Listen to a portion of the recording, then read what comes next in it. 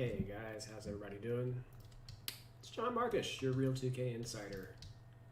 And I'm just setting up the stream.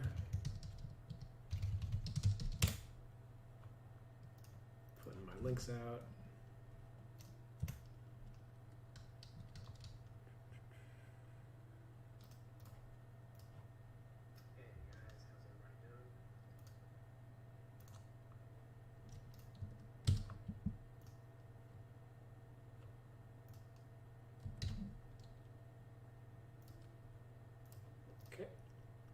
And today we're going to be working on the shooting guard ratings.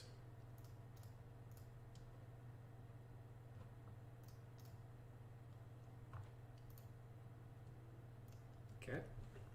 Let me load up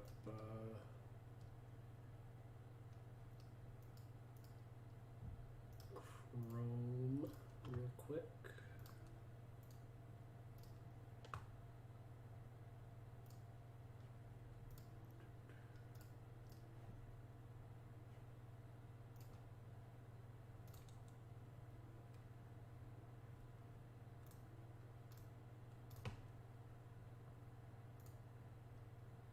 All right, so this is the doc that I'm working on at the moment. It's the I'm basically breaking down all the player ratings and listing all of the skills or skill grades and sorting out. So I did this for the point guards. I started off on them. That's the average rating for the position, and then basically red equals they're a full letter grade better than the average, which means they're good at it, and blue means they are a full letter grade worse than whatever the average is. So strengths and weaknesses. So like for Ben Simmons, we can see obviously his shooting ratings are very low, so he's very below average. And then but he makes up for it with his defense and athleticism.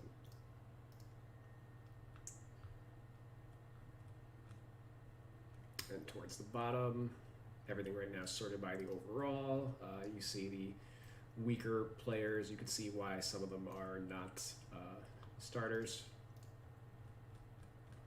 86 overall is pretty high for a position average. It's just the direction that the league has gone. Most teams have a star point guard. It's kind of like the quarterback situation for the league. You know, even the bad starting point guards are usually one of the best guys on the team. So that reflects there. The shooting guards are not quite in the same stratosphere as the point guards. They are. This is the point guard.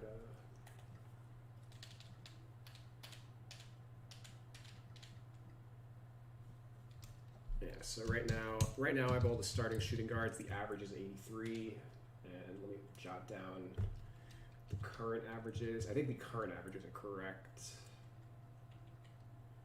Playmaking, BBB. Yeah, all this is accurate up top. So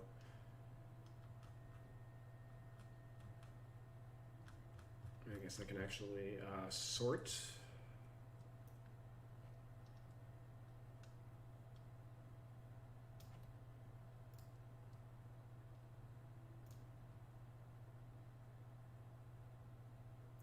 By column G.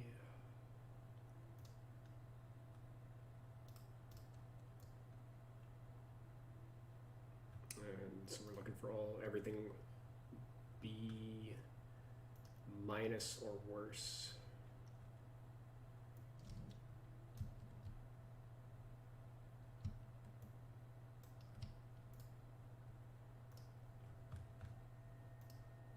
And we can't put, because there's nothing greater than A+, we can't do hot.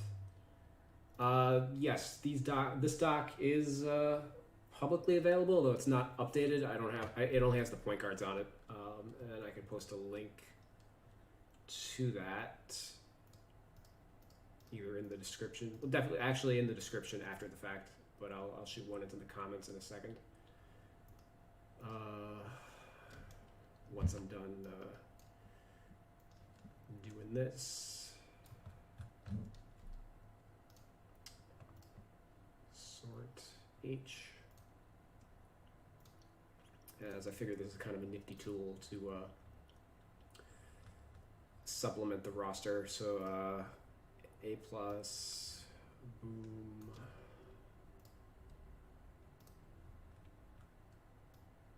And then C plus or worse.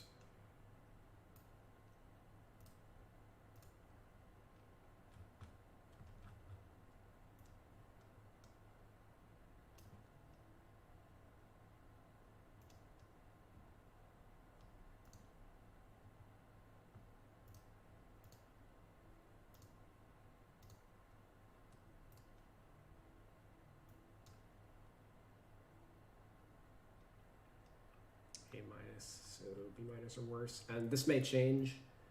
I may want to go like 2 grades down, instead of going all the way down from A minus to like B minus to reflect the cold, or like that it's a weakness. Like 2K's rating system ain't perfect as far as these grades go. Like I feel like if a player had a B for 3-point, it's actually probably a weakness. Like if we look at the guys who have Bs, Malik Monk, Bacon, Poole, I certainly wouldn't call this like a strength when half the NBA's got A's and whatnot. So it might be more accurate if we broaden things out, and then we can use like a different shade of blue to reflect the guys that are really, like ice cold. To create a little more dynamic accuracy.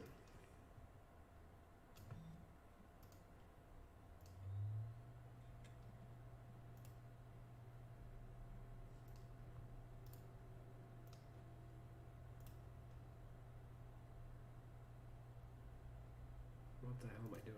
Sort range. J. Oh, never mind, that's right. Okay. So the average is D. But we do have some guards who are very good at interior defense.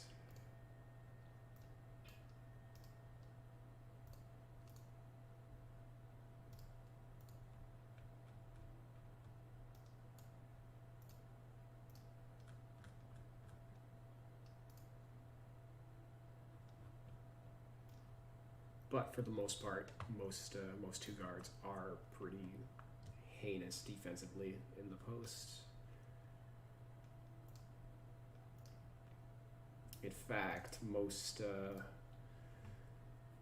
2 guards are actually worse defensively than point guards, believe it or not, and worse rebounders too. It's kind of the direction the league's gone in. Like as point guards get more athletic and 2 guards become the shooting ratings of a 2 guard matter more than everything else that they do.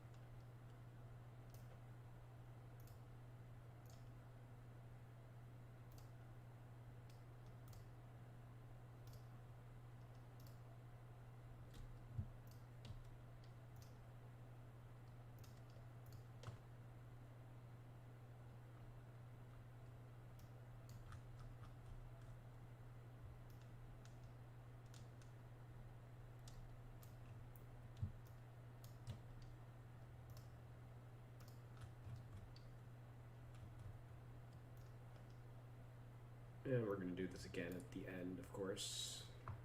But I just wanted to kind of see where we're at before we get started. As we can see, I've done probably a little less than half of the 2 guards, probably like 40% it looks like. I guess I can actually tell exactly how many. 48 of 100. Okay, so actually about half.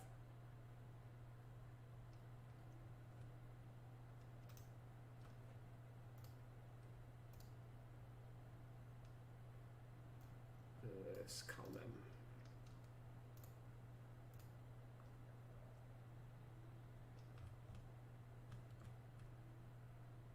Wow. Yeah, so case in point, looking at the point guards real quick. Point guard average is a D, but there are a couple point guards that are good rebounders, like Ben Simmons, LeBron, and Luka, Russell Westbrook. So you got 4 starters that are actually decent rebounders, and for the 2 guards, ain't nobody. Ain't nobody.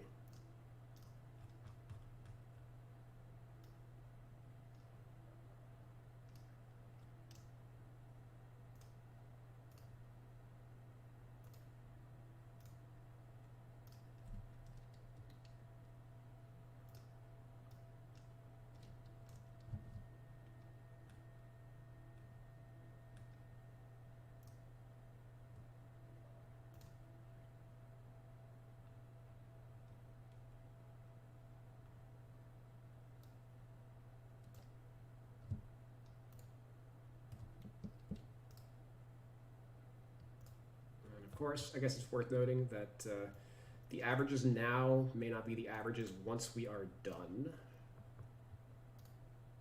as we will be editing ratings, and that will change the averages.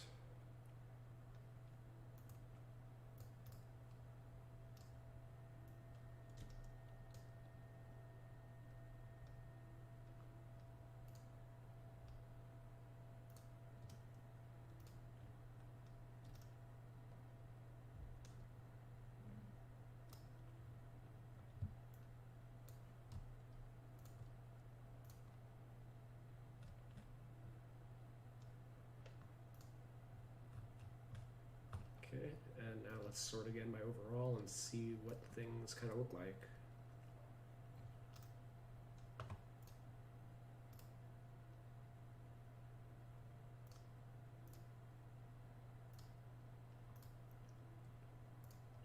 Okay, we see James Harden's got a lot going for him,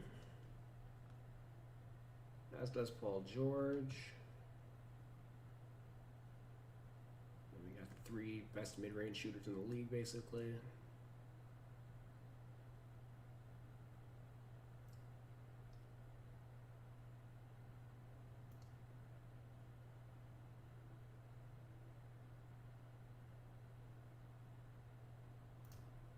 Playmaking is a weakness for Klay Thompson. He doesn't create his own shot at all.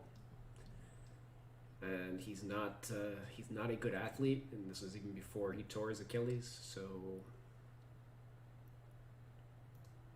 or did he tear his Achilles or his ACL? I think it was his ACL.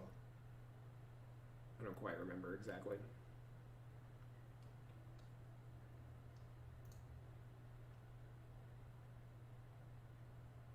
Duncan Robinson, A+ 3-point shooter. Where'd he go?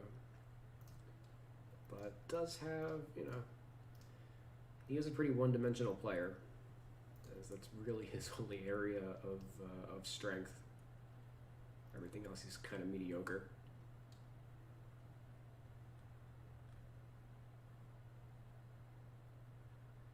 But not in a way that's detrimental. Like, he doesn't rate any worse than the rest of his counterparts do. And we see, looking at the bench units, as we get down here, there are players that have there are a lot more specialists than there are, say, with the point guards. with the point guards, once you get down to the role players, nobody's really what you would call a specialist, but a lot of that maybe just has to do with how good like the top guys are. That for you to be considered a specialist, like a Derek Fisher, for example, wouldn't really function in today's NBA because there's so many point guards who are good shooters that having a shooting specialist at the point guard, you're just holding yourself back relative to like everybody else that's available. All right, so let's get started.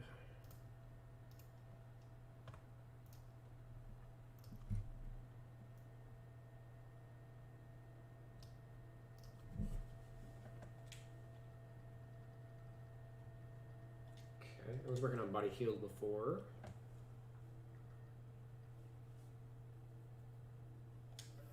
So let me just finish this off. I was having some connectivity issues. By the way, I hope you guys can hear me. I just realized my mic's completely out of place. I was having a little bit of a PS4 remote play connectivity issues earlier, so I would have preferred to stream like 3 hours ago. So if this drops, kind of frequently, it hasn't yet, so that's a good sign. But if it keeps dropping, then this will be a kind of short stream. But so far, so good.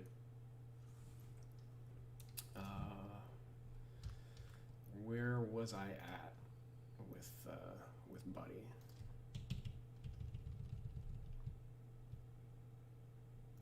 Probably up to his dunking.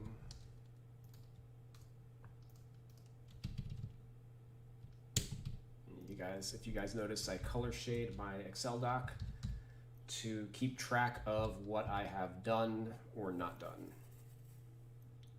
As you're parsing through so much data that I need to know like what's finalized. Technically, not all of this is finalized for what it's worth. Some of it is finalized only like leading up to like the bubble.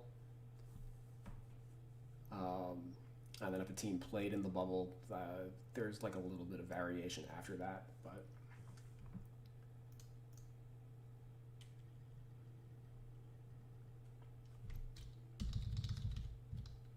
okay, it looks like it's passing actually.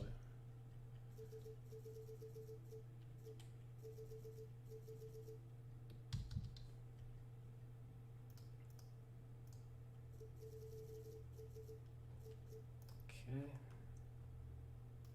And also, I evolve as a roster editor, and like what I look at, like statistically, my ranges change here and there. So like, what I may have given somebody 6 months ago may not hold true to today. As we further broaden our horizons, so I might actually be dropping Buddy's dunk rating. Really, like, it's 65 is probably what I would have given him in 2019, and that's it. Like, the rest of his career, not really too much of a dunker, like only 2%, 1.5% of his shots are dunks. Like 16 dunks out of 1,100 something shots is not a high number.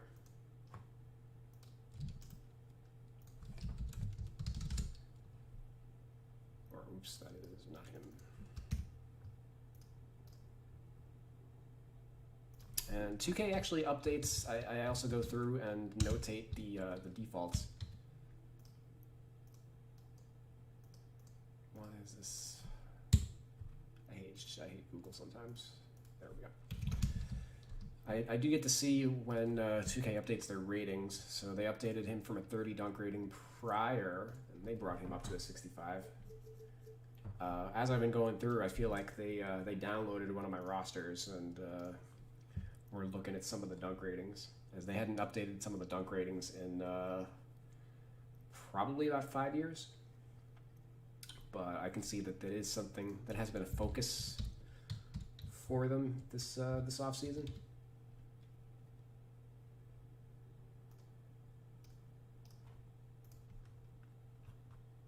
I will drop. I'll drop Buddy's dunk rating by 5. Shot IQ. Hopefully, these are still good. 3.3. How do you feel that you don't have to calculate lateral quickness in next gen? Well, I don't really calculate it. I just kind of. I'll explain that when I get to it. I just am struggling to do math right now. 23.3 is a 95, which is what I had him at. Great. Okay, shot IQ is done for the team. Mentally noted that those numbers do hold up.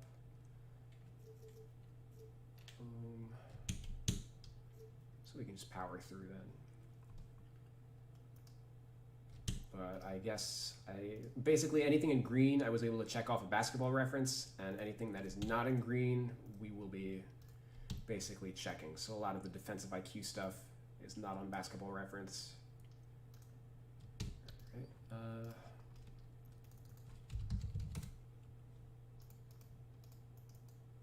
Which I generally just look at synergy. 15th percentile this year, gross. Last year was 47th, the year before that, 66th, and the year before that, basically like 50th. Yeah, 4 years. All right, so this is not great. So because I look at things on like a multi-year spectrum, I usually just, so I've actually already done this. So I've got like a notation that in 2019, so last year, he would have been an 80. And then I looked at all of his stuff. He got worse.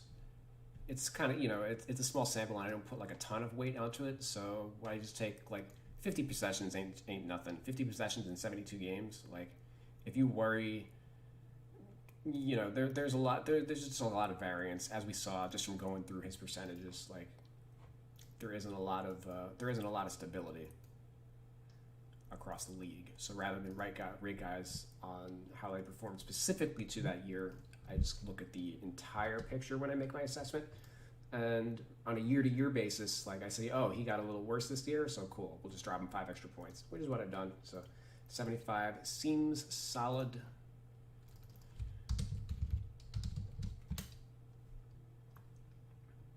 And defensively, post is good, but again, last year, look at that, 15th percentile versus 65th, and then 15th again, 0.5. All right, so this was the first year that he was actually respectable at post defense. So 40 is a low grade. I see, once again, I've already boosted him a little bit, but we'll give him a little bit of a further boost too, as we do want to factor the most recent history more. And also, players improve generally when they're younger, Whereas if a player were on like the wrong side of 30, then we'd be factoring in like worse ratings a little heavier.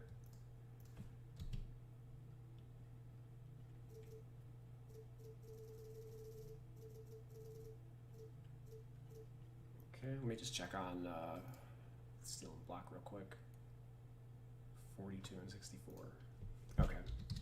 And sometimes because I base these on percentages, sometimes there is like a 1 point fluctuation, as it depends on what the rest of the league is also doing. All right.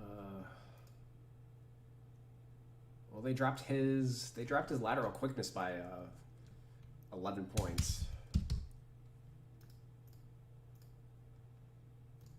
And really, they only touch lateral quickness when they touch on-ball defense, which they didn't. But because his on-ball defense was so low, they kind of probably looked at like, why is his lateral quickness 85 and his on-ball 69, and just like brought it back down to average. Because the ratings were basically redundant, like they kind of function very similarly, so they would usually edit them both at the same time. And there's a lot of instances this year where they edited lateral quickness only and then didn't touch it for like the other. They didn't look at speed or acceleration or anything. So I have no problem with it going away. It was just too redundant with the on-ball defense rating anyway. As far as how I calculate it, so I look at speed as like the base. And if a player is faster on defense, or like quick, I guess quick, quote unquote, on defense, meaning they have good side-to-side agility, you would boost them beyond the 75. Whereas if they are like considered like a worse defender, you would drop them from a 75, let's say. Same is true for offense. So with acceleration, generally, if a guy is good at creating his own shot, usually they're quick, like, you know, they have good hesitation moves, etc. So that's where you would boost it up. Whereas if a player was not good at creating their own shot, it means they're not good at creating that kind of separation.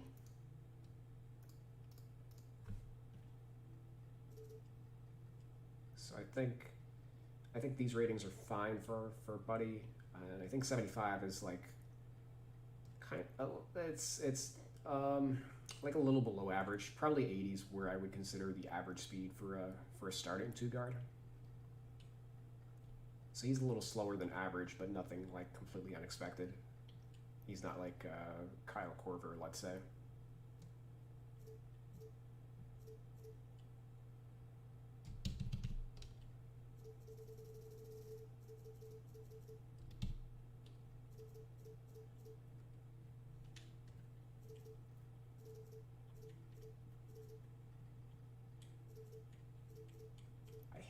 I hope these ratings go away.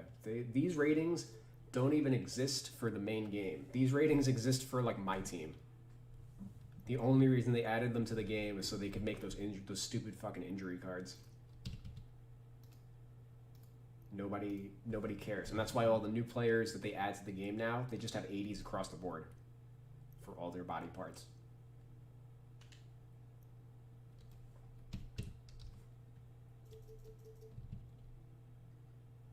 Okay. 54, and nobody had their pick and roll defense rating adjusted this year. I'm not even sure that 2K knows that the rating still is in the game. I feel like they thought they took it out or something. Offense, defense, 21st percentile. Yeah, last year was about average. Yeah, I'll leave him at 70. Or, oh, he wasn't at 70. Okay. Yeah, we'll drop him down to 70.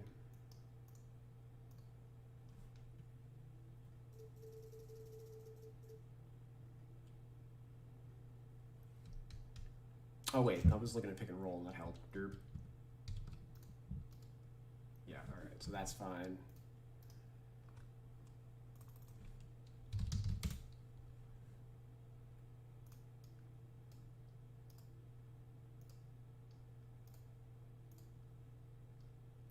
So that was, yeah, originally like an 80. Now, yeah, we'll put him at a 72.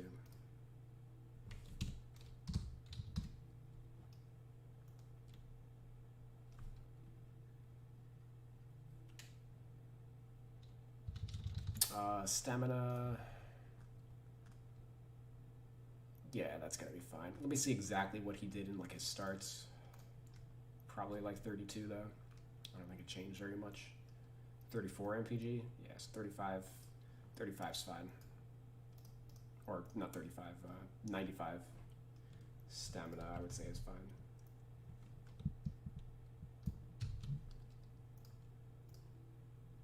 Okay, and worth noting, he's not even... I just wanted to focus on the starters. And he's actually the sixth man, but he might be the starter if Bogdanovich walks. So, because he's one of the better backups, you know, we do want to knock him out as well. 82 overall.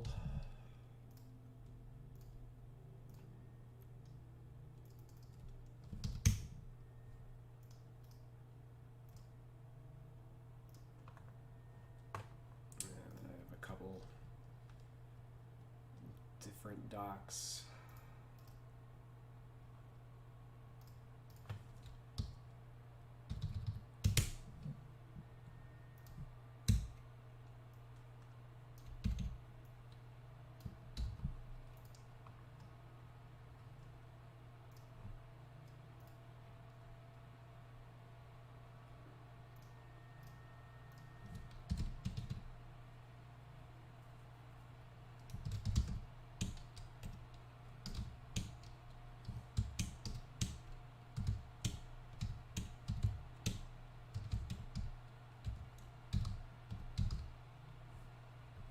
Hey Pete, what's up?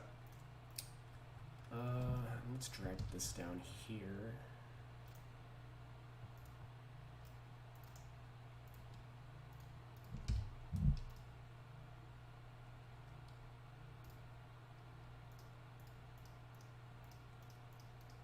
All right, Buddy's basically an average two guard across the board, which makes sense because he's an 82 versus an 83.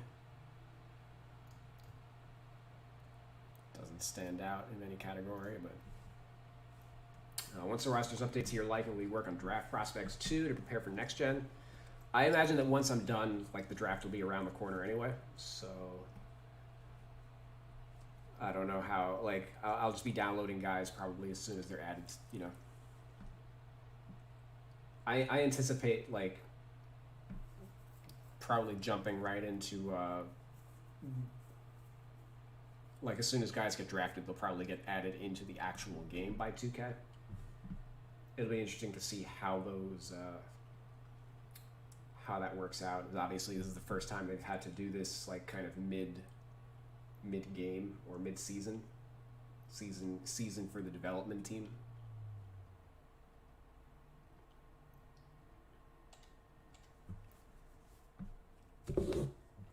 When does the offseason start? I like.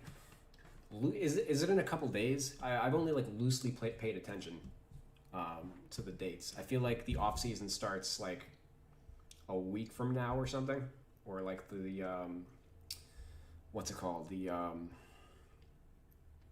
period, the moratorium where like the teams can talk to the free agents but nobody can sign any contracts. Like I thought that was coming up like very very soon. Like we're gonna have a free agent period before the draft for like the first time probably like ever.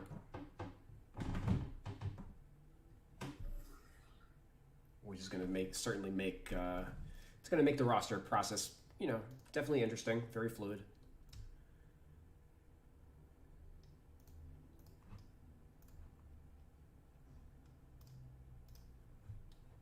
Okay. Bogdanovic.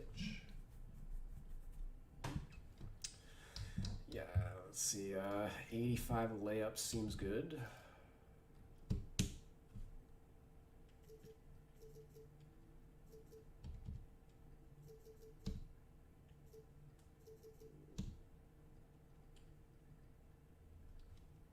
Supposedly, free agent will start late November. Nobody knows the exact date yet, though. Okay, cool. I like surprises.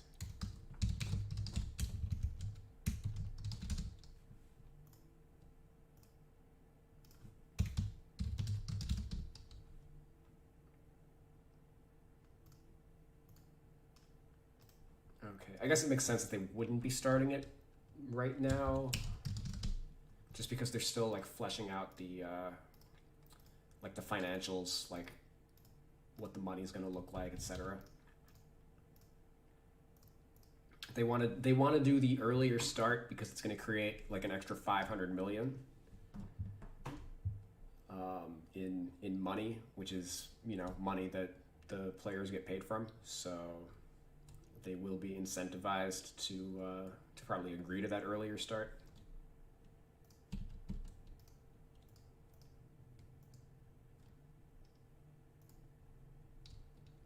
All right, shot ratings.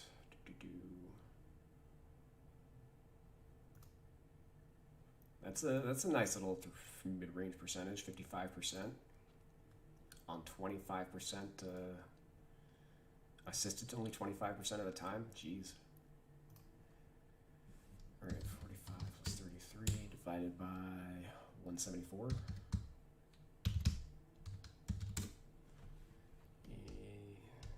90. Which is exactly what 2K had. Hey.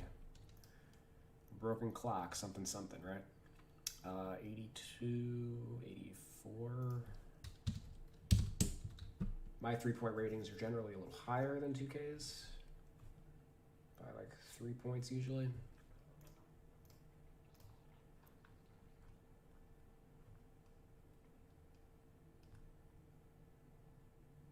That is a low. His free throw shooting just kind of fell off.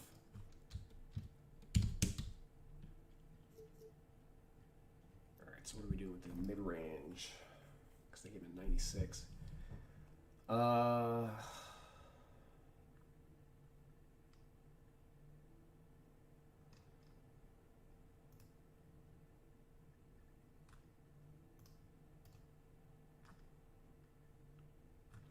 I'm not, again, sample sizes, like, it's only 32 shots, and, you know, how many games did he play? He's hitting half a mid-range shot a game. So, 89, I think, is fine.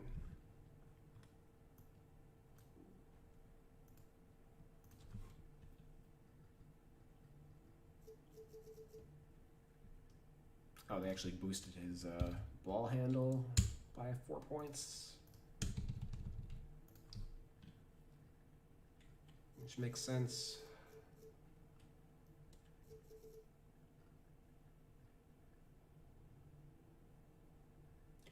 Some of their dunk ratings are just like wild. Like, why does he have a 50 standing dunk like randomly?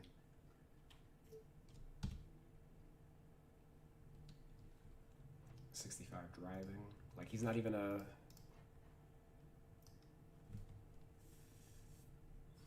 He's what he's not even a 60s dunker. Like, he's dunked 8 times in 3 years.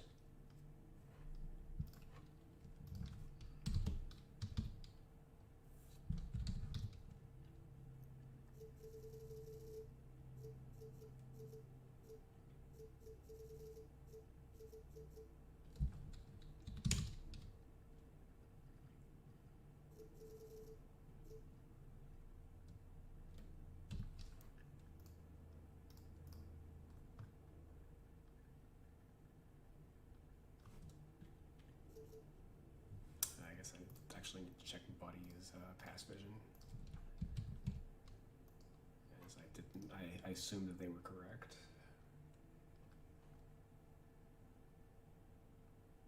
That's 88.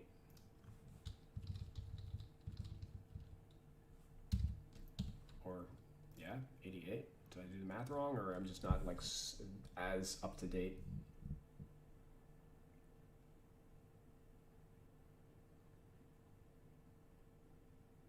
Yeah, it's 88.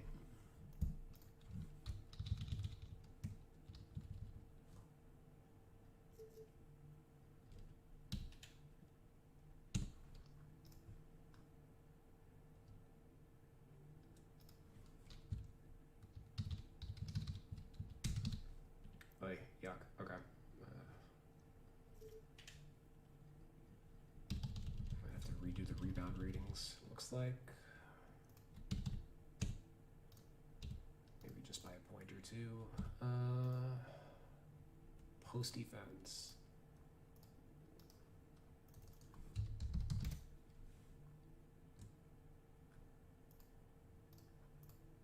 Oh.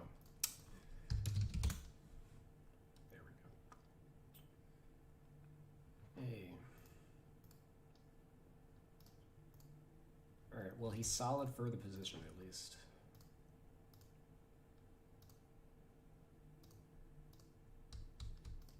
Yeah, 60's probably fine.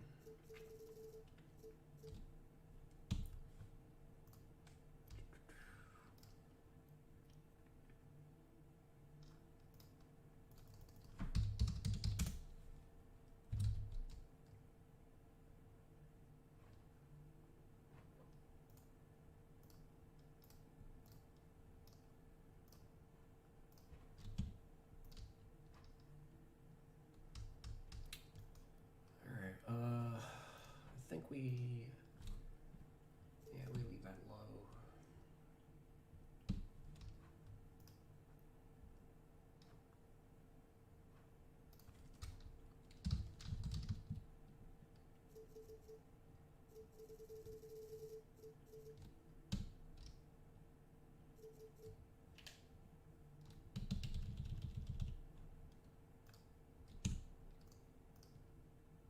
And they basically gave him the same as Buddy for everything. I think I actually want to watch some of him.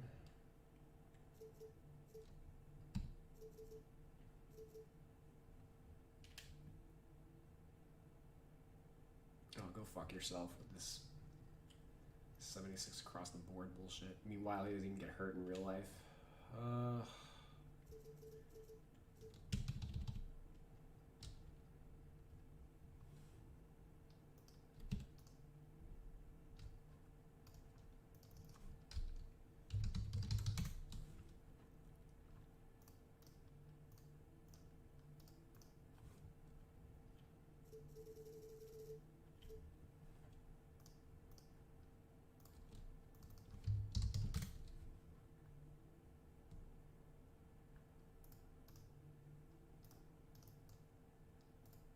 Yep, that's why we give him an 80. Like, or not an 80, I'm sorry, a 90. Like, he's graded here for 3 consecutive years very well. What did he play in starts? 29 MPG, but half his games were reserve. Yeah, I think I can 90 his stamina.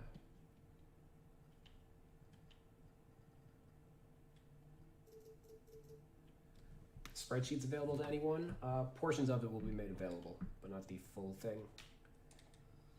At least until I figure out a good way to distribute to my my biggest and best supporters.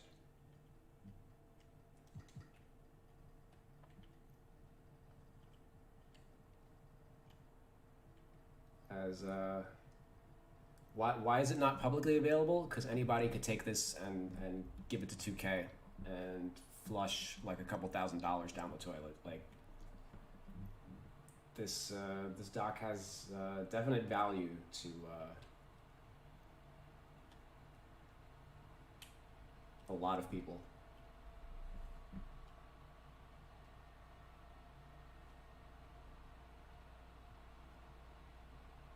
What was I gonna do? Check it out his speed.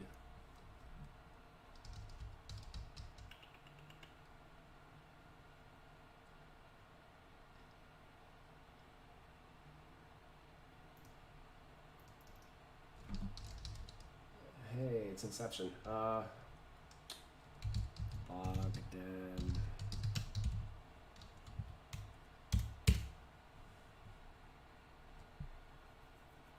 Yeah, this will do.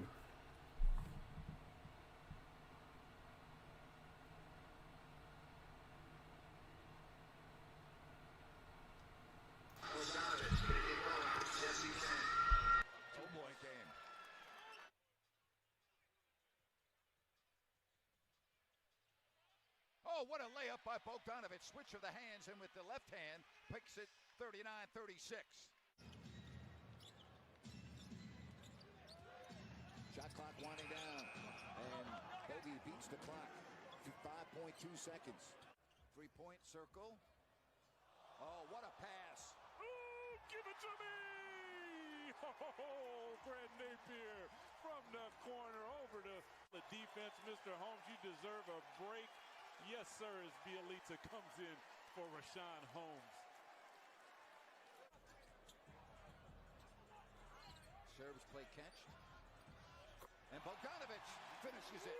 Oh, Bogdanovich. Oh, there. And this is very nasty. Little jab step. Watch out. Serbian flamethrowers in the building. Joseph. Got it back, Bogdanovich. Need one. And that will be a chance for a three-point play. Recipe, and right here, Bogdan finds the right recipe. Just a dash. Yeah, I think he's gonna have like an 80 acceleration. And so the Kings do close the quarter out very well. 28-18.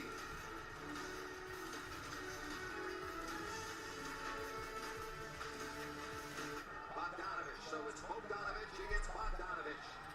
Come on, kid. And this round goes to Bogdanovich. 81-77. Bogdanovich with a big shot. Can the Kings get win number 1? Bogdanovich rattles that one in. Good defense by Bogey. And Bogey all the way. And the Kings get an easy one.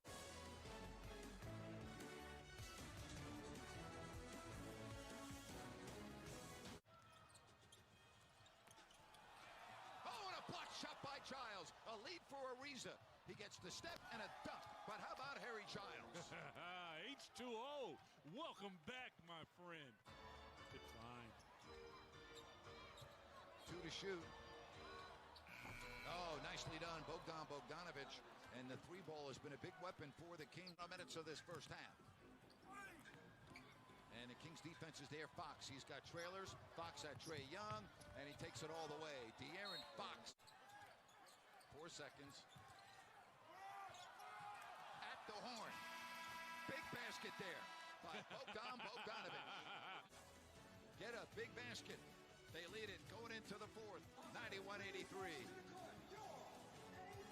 Look at Ariza, wants to work on the smaller Young. 5 seconds. Bogdanovich, 3 seconds. Bogey in traffic. 1, deep 3. Bogdanovich. Oh, boy. You can't ask for better shots than the Kings are getting. No, they're getting some good looks. They just got to knock them down. Good defense. Bogey, 2-on-1 with Buddy. Finds Hield, and if he misses this, Buddy's going to go to the locker room and get in the car and drive home. I'll tell you one thing is sluggish as Sacramento's offense has been. You got to love their defense. Bogdanovich, and just like that, it is a 4-point game. But Doug, the Kings defense has been outstanding. Hey, it's one of his 2 dunks. Bogey playing defense, I don't know. 5 on the clock. Oh, that's cold range, ladies and gentlemen. Bogdanovich, 67-63. Got to close the quarter well. You haven't got to the...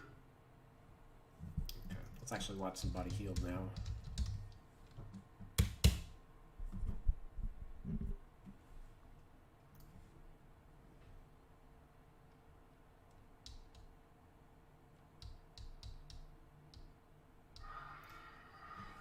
Speaking of three-point shooters, this guy can light it up. Buddy Hield. Dishes it off, and Bagley would have finished. And we'll see what the Pacers do with Goga Batadze out with an ankle injury. And that's Buddy Hield, who was an outstanding scorer at Oklahoma, now in his 4th year in the NBA. 7 minutes left here in the third quarter, 81-78. Buddy to the ground. Good hustle. And it results in a turnover, and here's Buddy Hield. And you know what? He earned all of that. Now the shot clock at 5. Sarge picks up Buddy Hield. He goes over the top. Buddy Hield. So Phoenix now leads by 6. Buddy Hield. Back-to-back jumpers from Buddy Hield. Hold on. Buddy gets off to an extremely quick start right here. Recognizes the shot clock. Puts on the... Has missed 4 of their first 5 shots from 3. Buddy Hield attacks and put it in the book and send them to the line. What a start in this. All right, the fact that they had him at both of those guys at like 75 speed is kind of wild.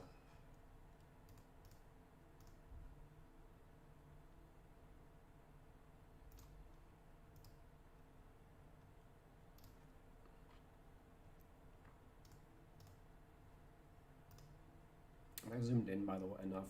By the way. I guess you guys can't see. Zoom. Let's make it a little bigger. Makes it harder for me to work, but I guess. Hold on. We don't need to see all this.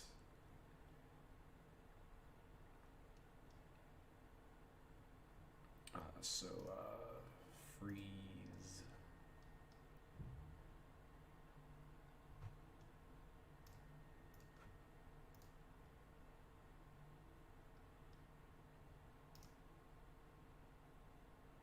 To current column. Okay. Let me see how this looks. It's a little better.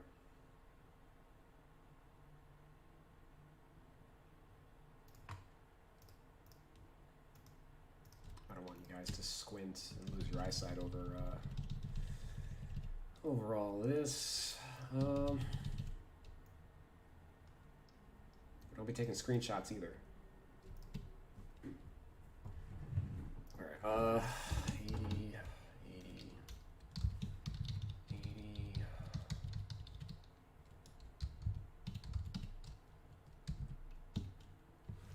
I think I'm content just boosting them like that.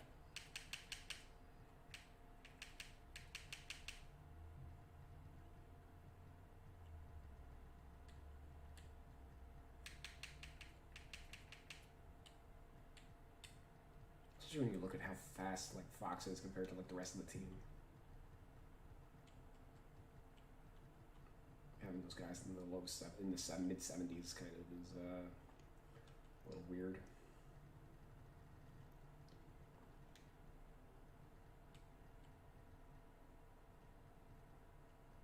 All right, so 82 and 81.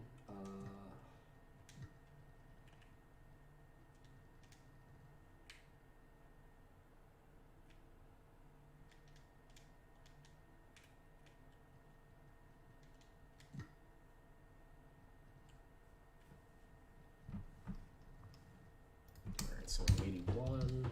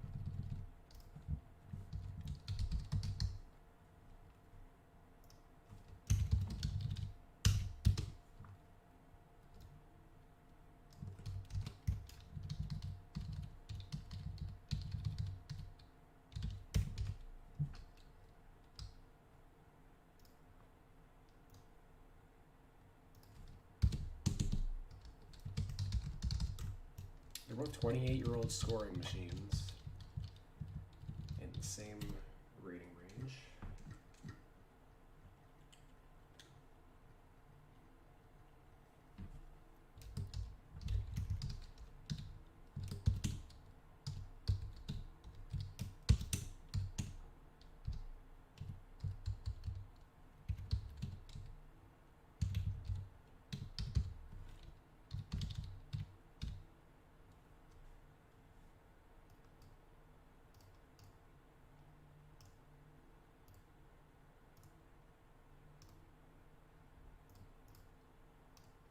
Bogdanovich is a better mid-range scorer, but worse perimeter defender.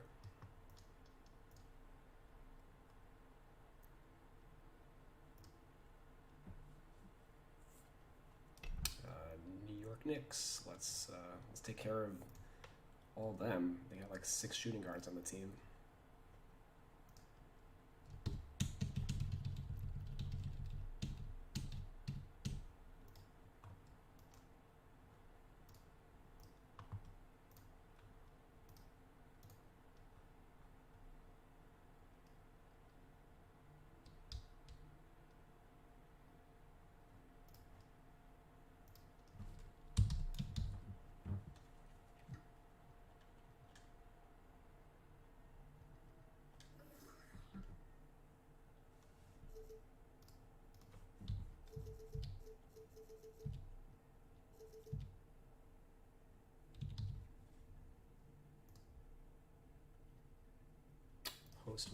Post moves, they raised by 20 points.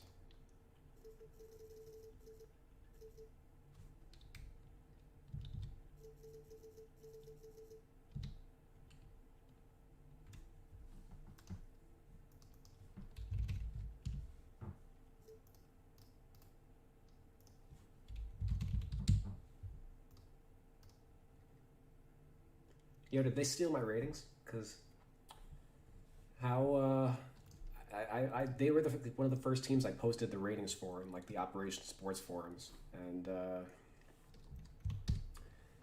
you know, the fact that they're close and mid-range shots are exactly like the normal, like going by my methodology, as opposed to like their methodology where they count the 10 to 15 mid-range shot as they count that as a mid-range shot rather than a close shot. Like, it's a little suspect. I don't know.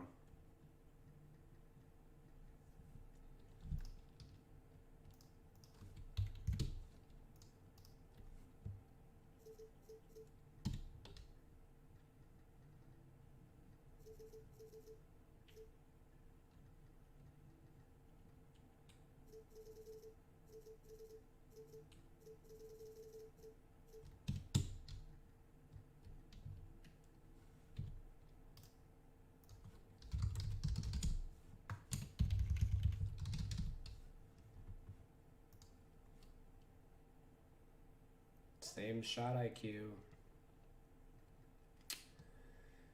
I don't know.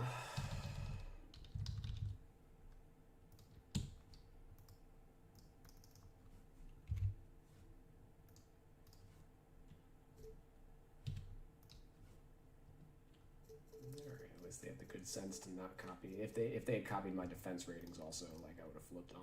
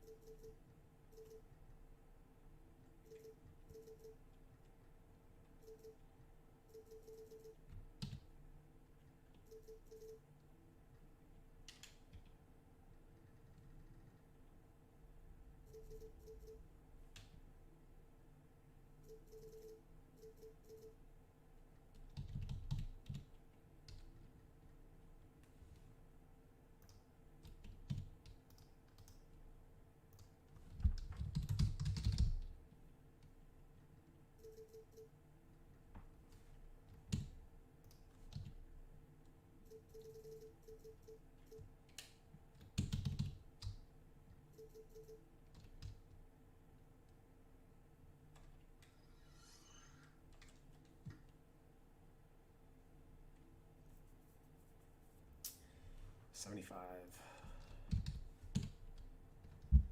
And that's with 18 badges, huh? He was not good for the Knicks.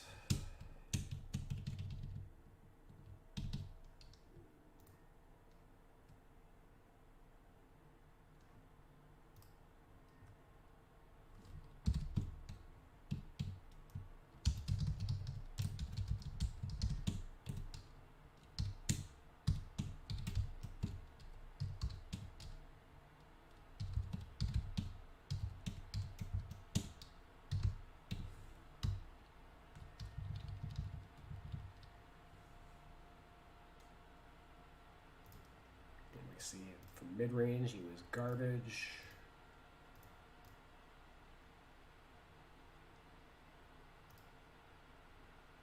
Playmaking is above average, though.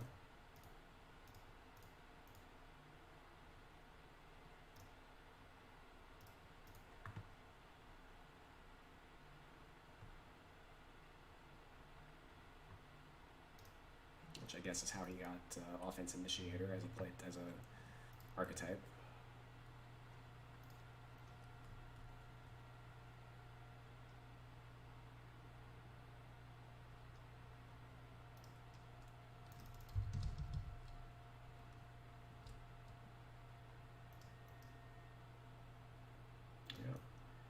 creates his own shot. He's not particularly good at making them, but he creates his own shot.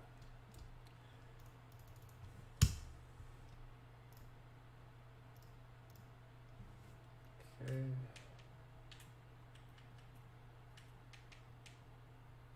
Oh, and this list. Yeah, so he's the lowest rated.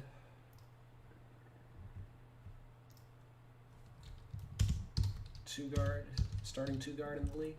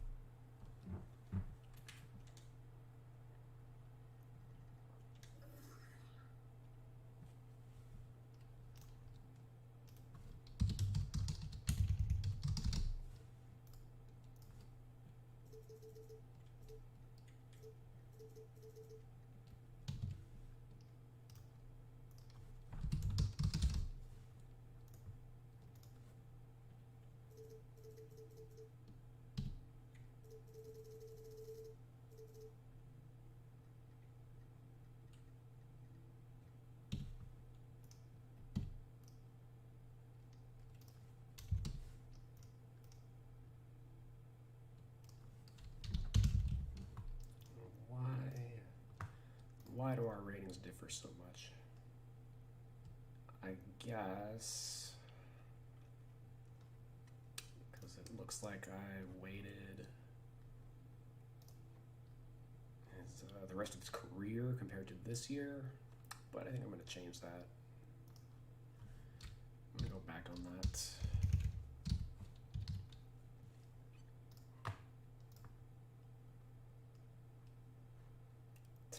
Of 33.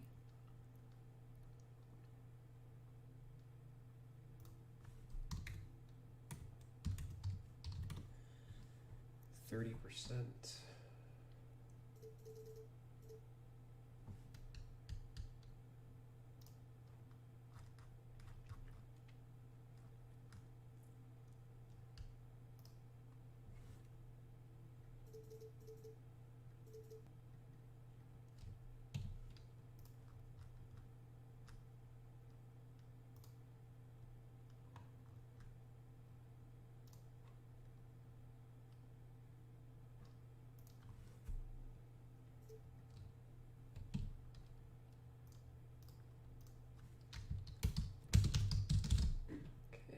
Bullock actually created a shot a decent amount this year.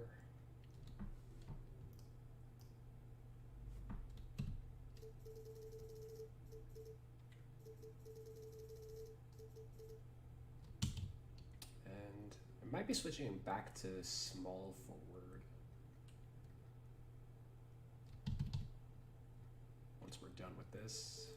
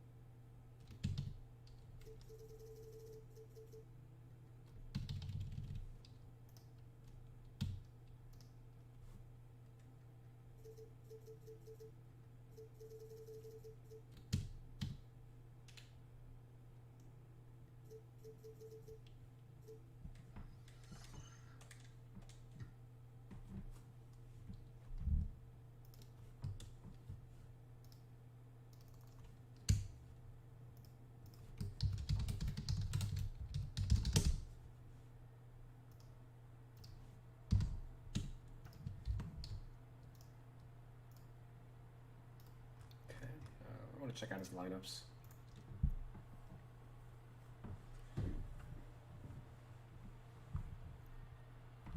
I think I can zoom. Alright, so. Oh god, I hate working on the Knicks. Alright, Peyton Bullock. Yeah, 2 guard. Here's the issue: is like, do you consider him a 2 guard or a small forward in the lineups with Barrett? Because he was basically in like a 3 guard alignment with Barrett and Bullock played Bullock was his backup, but they also played a lot together, basically.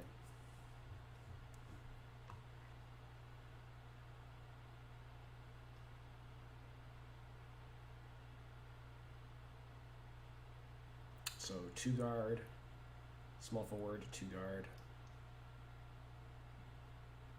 Back with Barrett again, where we technically are counting him as a small forward, even though Barrett's bigger. He's got like 10 pounds on him, and he's a better rebounder, so it's like, realistically, it's actually, yeah, that's kind of my issue with the way that the roster's constructed and how they ran the team this year, is I feel like Barrett should have been starting as a 3 the entire time, because they have so many 2 guards on this roster.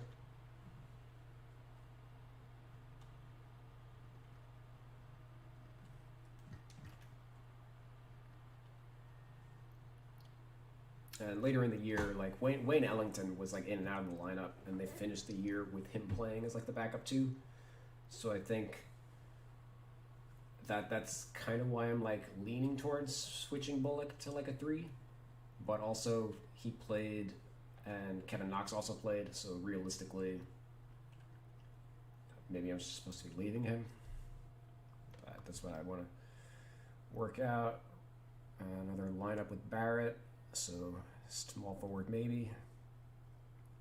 Peyton, Ellington, Bullock. All right, it's a small forward here. Ntilikina, Bullock, Knox, so 2 guard here. Ntilikina, Ellington, Bullock, Knox, a small forward here. Peyton, Ntilikina, Bullock, small forward. And another lineup with Ellington again, where we're definitely considering him small forward in those lineups. So I think I'm actually going to switch him, even though we just did him. And his rebound rating being so like dismal is like another reason why I wouldn't want to switch him. These are definitely the rebound rates of a 2 guard.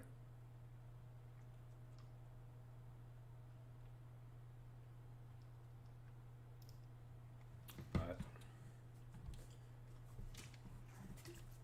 I'm sure I'll change my mind in a week on this, and a lot of it's going to matter what the Knicks do in free agency. So we're actually not even going to count Bullock as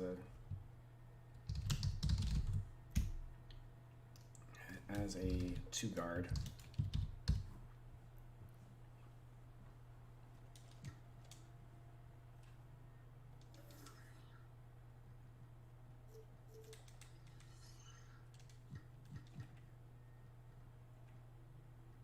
Which actually balances them out a little bit. That's kind of annoying though, that Not annoying because Mo Harkless is like dumb underrated in the game, so he'll be above Bullock once we get to the actual small forwards. But the fact that the Knicks played they gave a lot of minutes to Kevin Knox this year, but that's like irrespective of like Knox's actual production. Knox was fucking garbage and didn't deserve the minutes he got. So I think I'm more or less fine.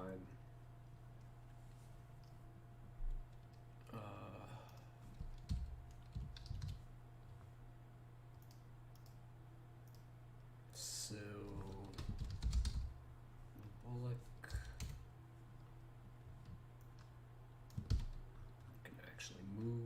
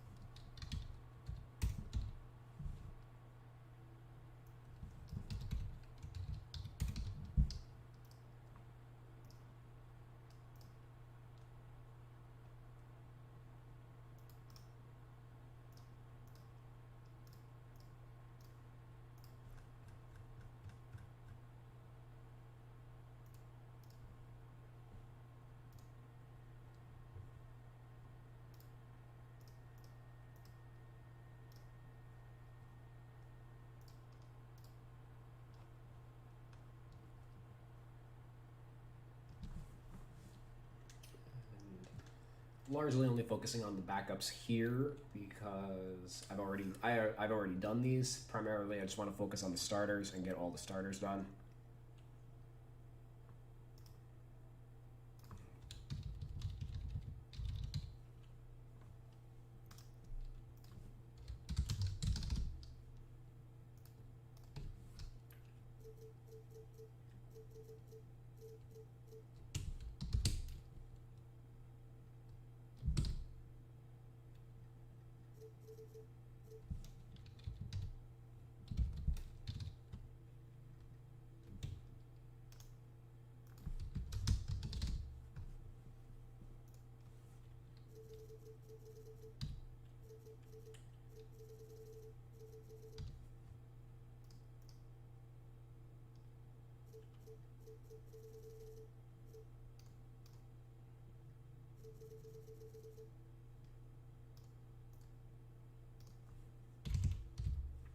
See Ellington. Yeah, 81's fine.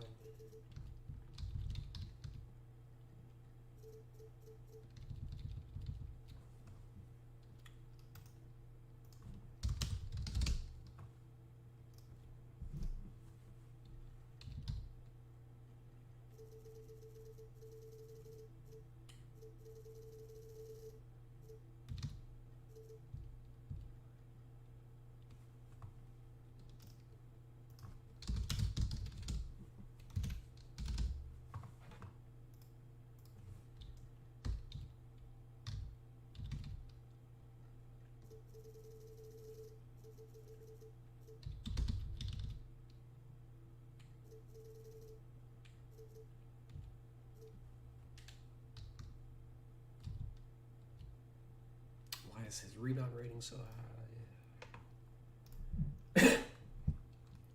Unless that was a typo.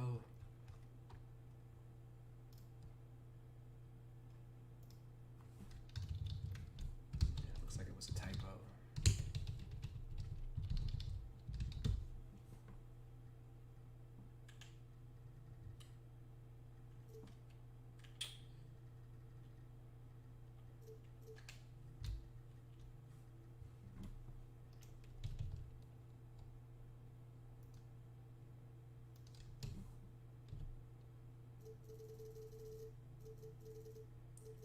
Okay, and Ellington's actually a much better defender than 2K gives him credit for.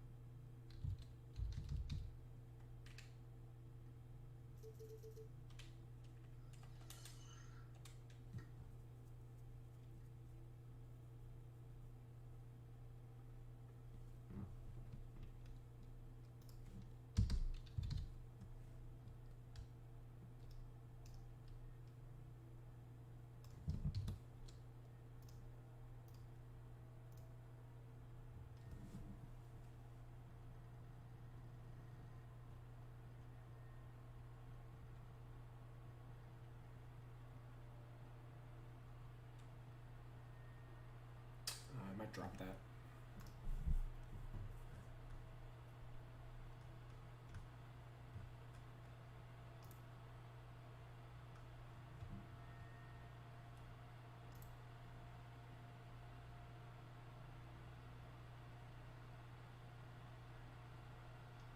Yeah, I think I'll drop that.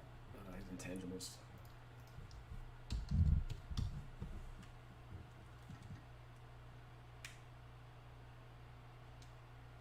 Oh, that didn't affect his overall. Rats. How far off? Not far at all.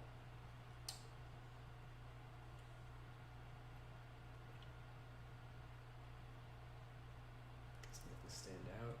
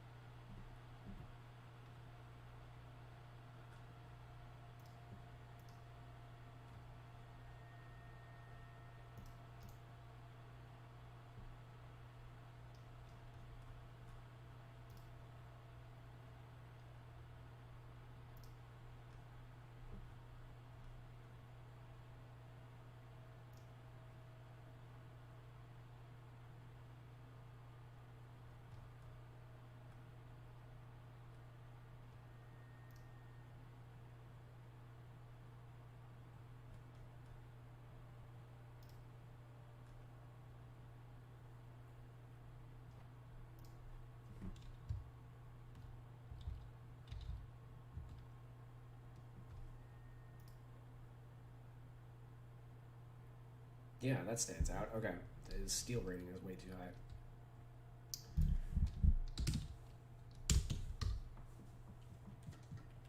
Okay.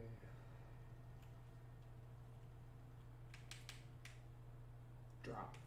Yeah, beautiful. Beautiful.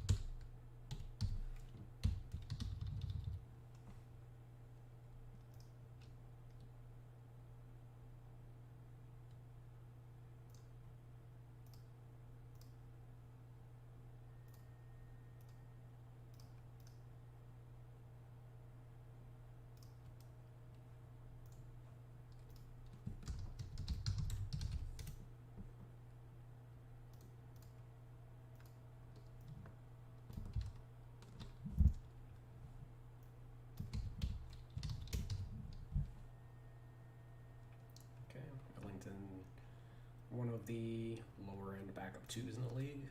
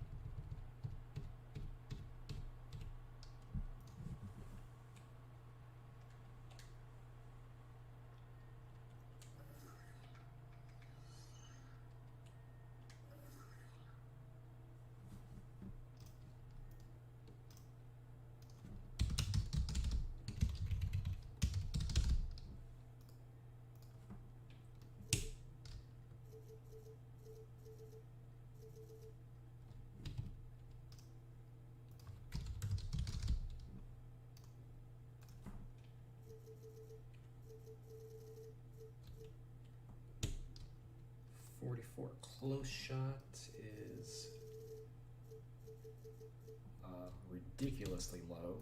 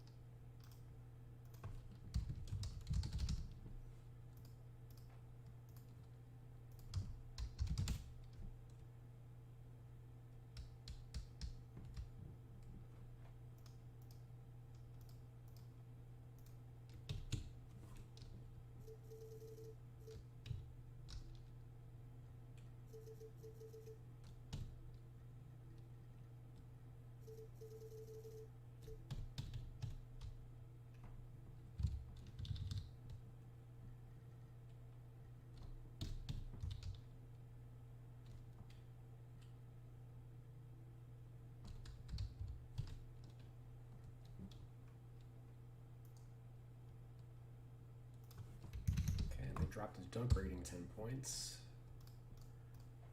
which is deserved.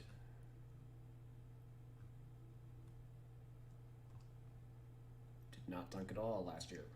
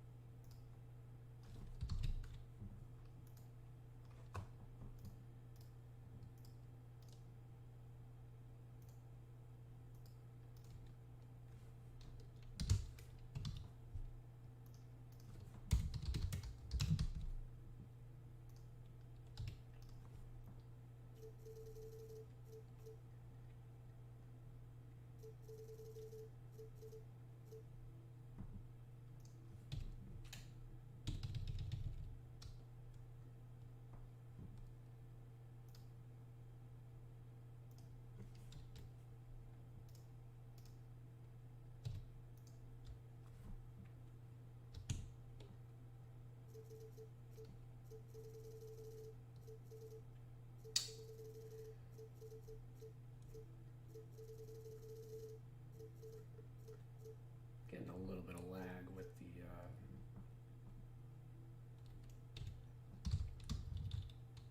the remote play at the moment.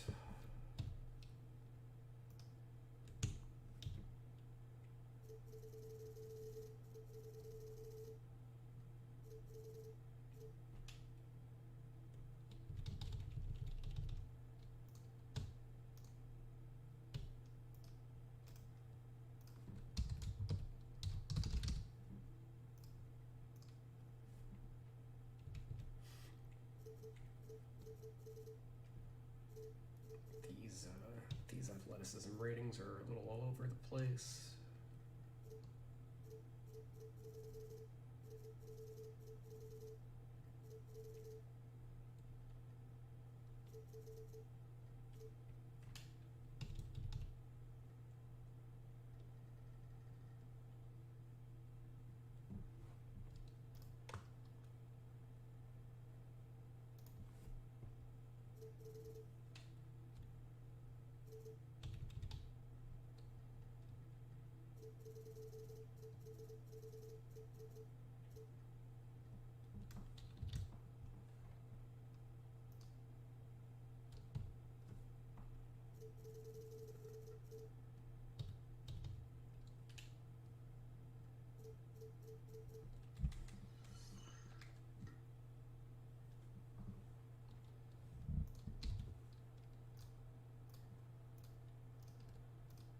I like that ties him with Ellington.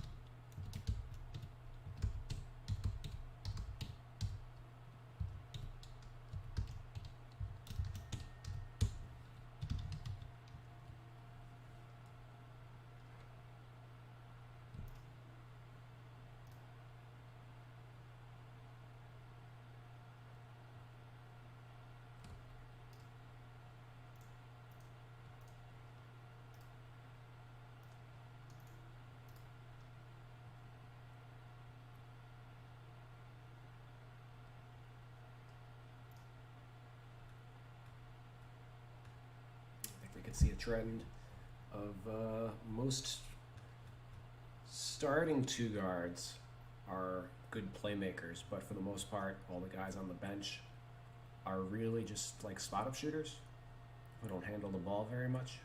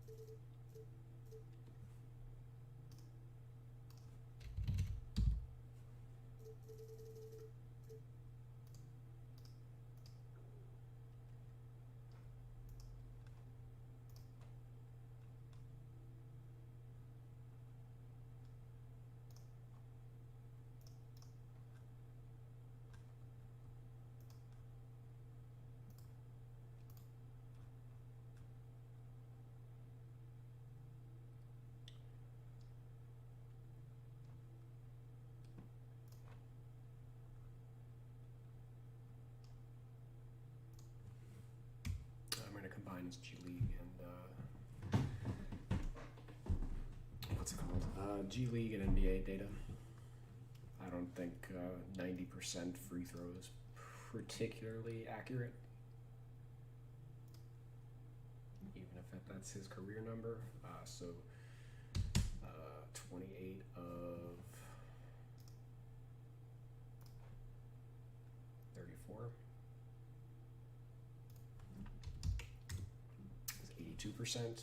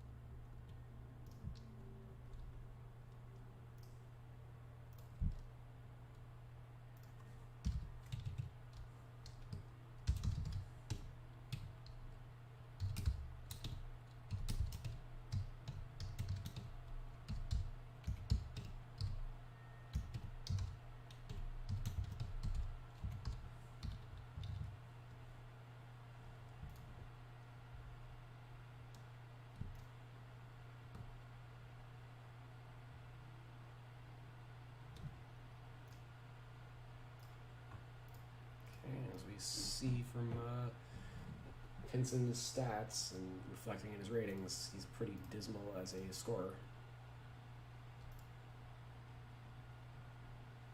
Otherwise, kind of solid across the board. All right, on to more exciting players. While I'm here.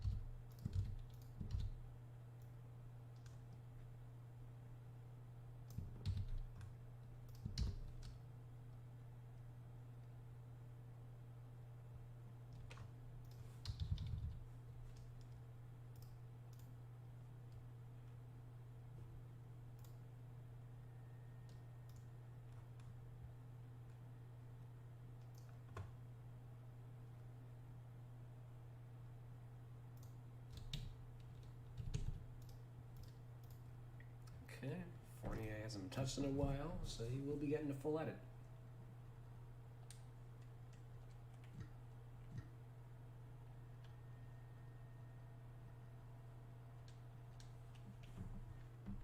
Just give me 1 second.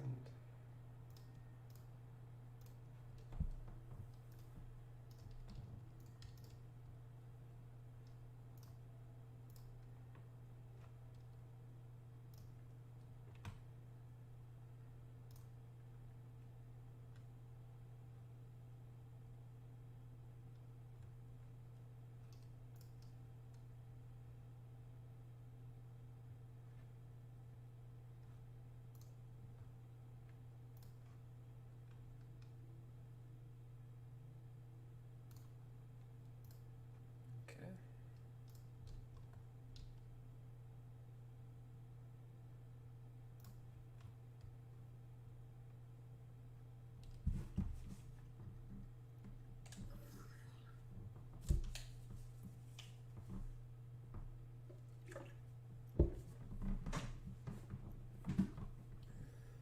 Ooh, 80 layup. That's low. As we can see, he shot 61%. Wasn't assisted on a ton of them.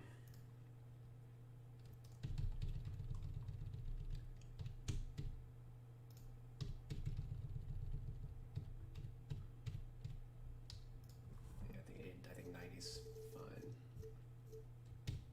Maybe 85.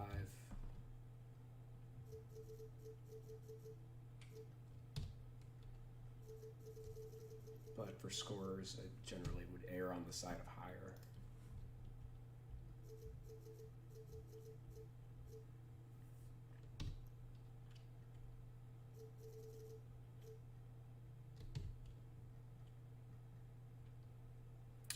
Oh yeah, you know what? The Magic did play in the bubble, so can't take all those as gospel. Ooh, 49% for mid. All right, notable. This is going to be like an 86 3-point.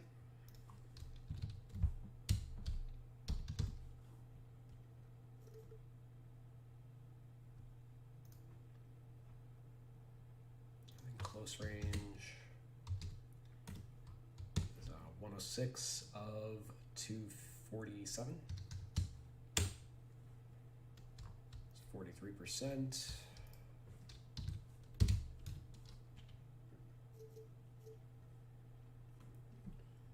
Looks like everything's a little lower than what it was before. He didn't have the greatest bubble in the world, so that might be playing into it a little bit.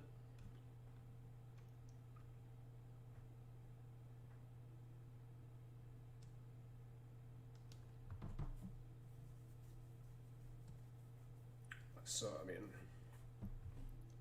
definitely looking at his career number, because if you look, his last 3 years with the Magic, 46%, compared to like the first 5 years of his career were 34%. Completely different player now than what he used to be.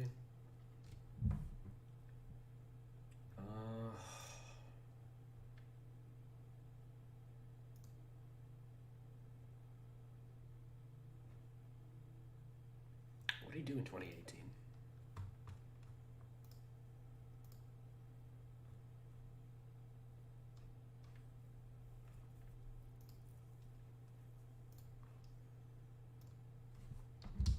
I'm gonna just boost it there.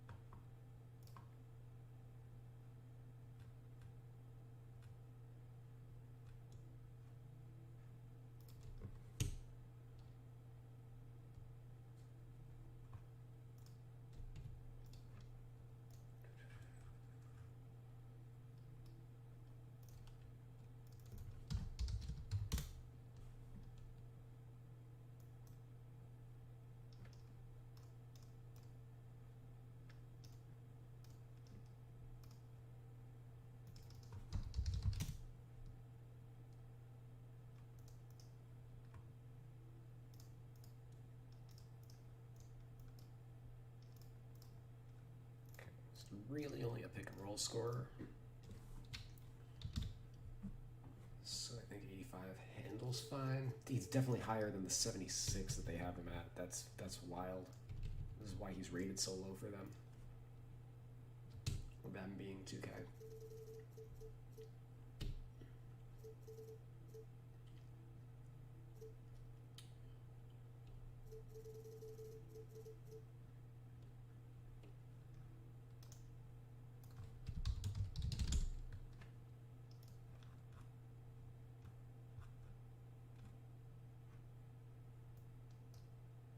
Oof, only 2 dunks this year.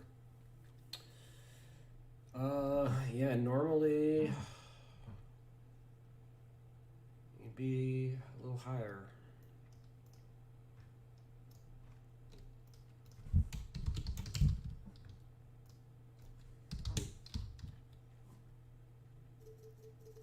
But yeah, I will be dropping him. I think that shot IQ is going to drop.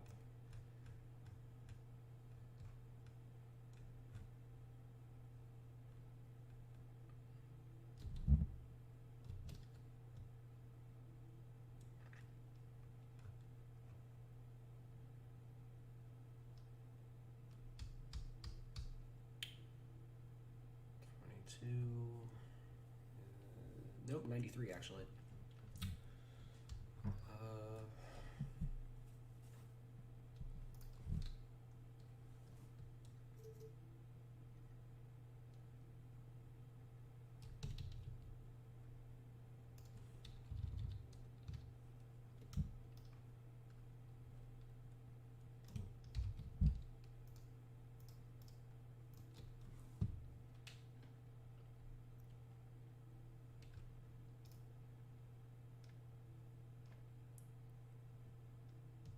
Yikes.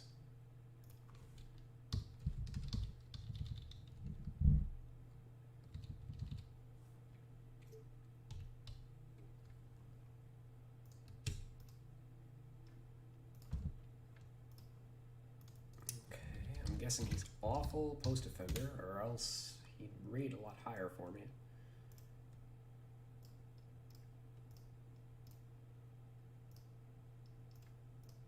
Yeah, consistently just awful.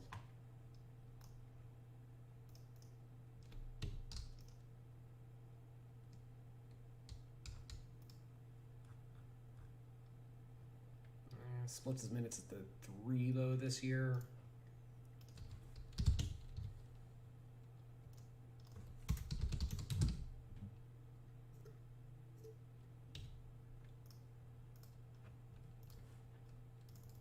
Yeah, it looks like just his defense overall kind of holds his ratings back.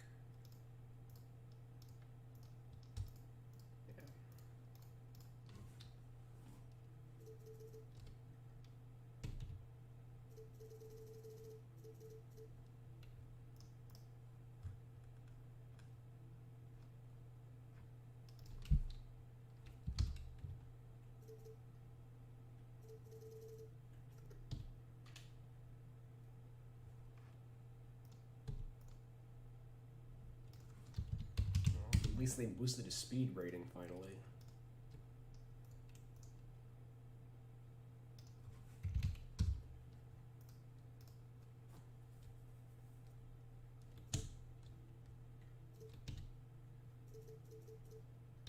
I think we're gonna watch some tape though.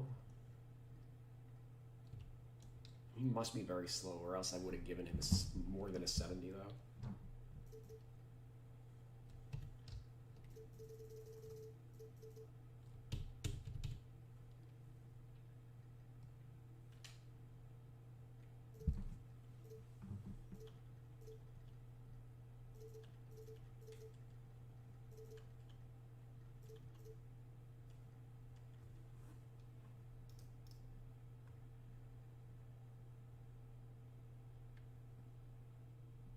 Well, he's been healthy the last 2 years.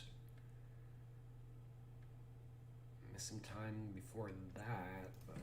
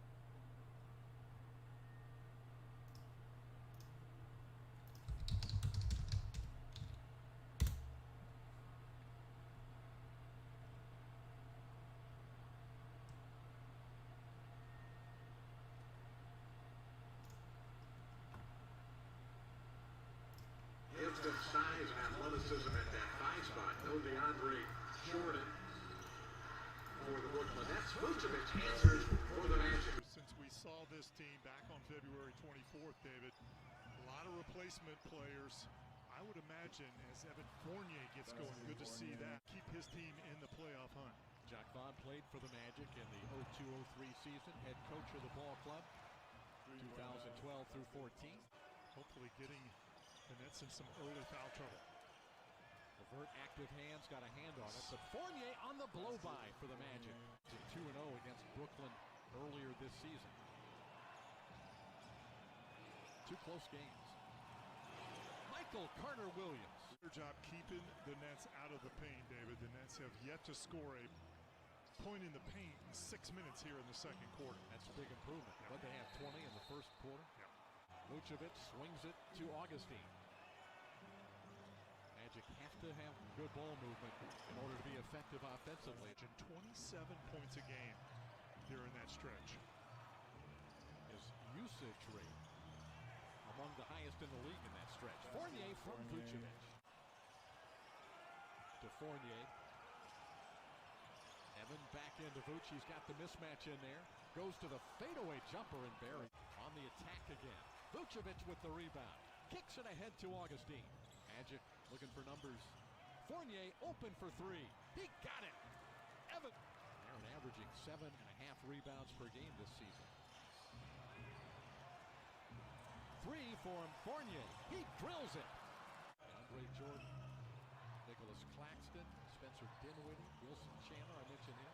Durant and Kyrie Irving. Vucevic inside. Over Jarrett Allen. A good spot-up shooter his time with the New York Knicks. A 24-point game against the Magic with the Knicks. Fournier wide open. Got it for 3.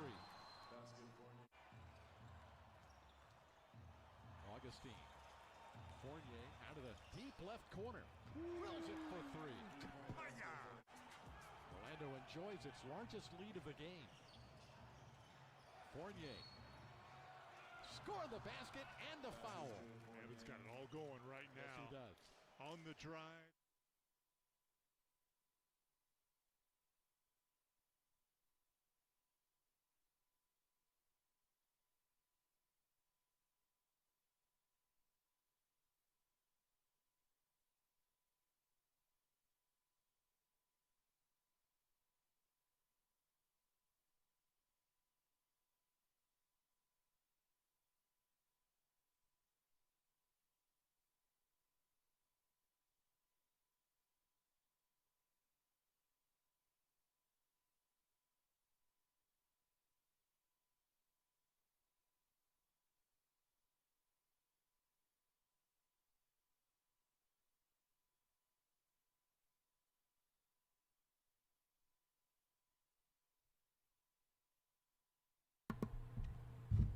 I just want to see a little more of what he did in the bubble.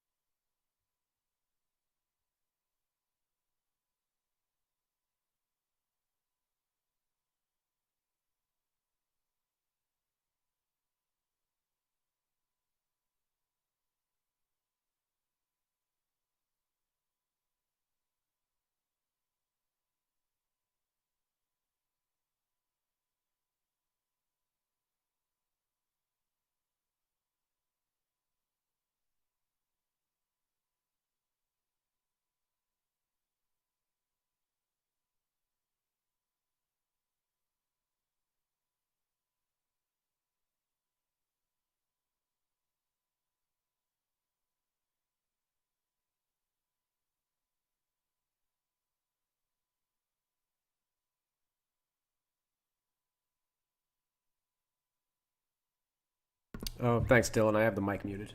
Whoops. I love when I talk to myself for 2 minutes and don't realize the mic is muted. But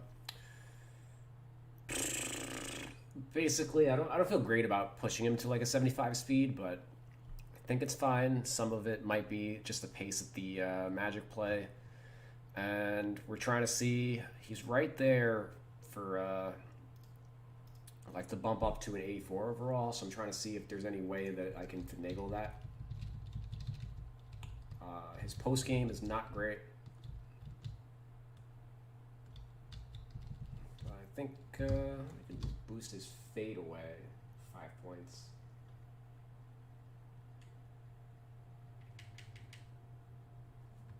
And maybe what'd you do on hooks? 2 for 3?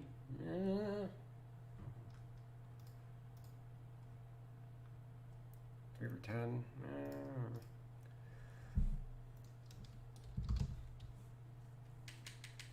Oops.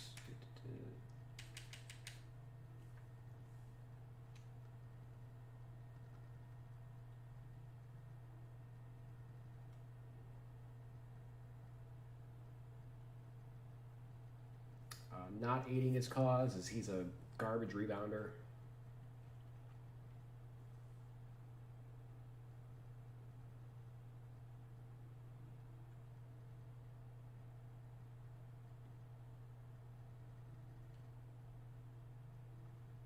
Maybe this actually is something. Pass perception.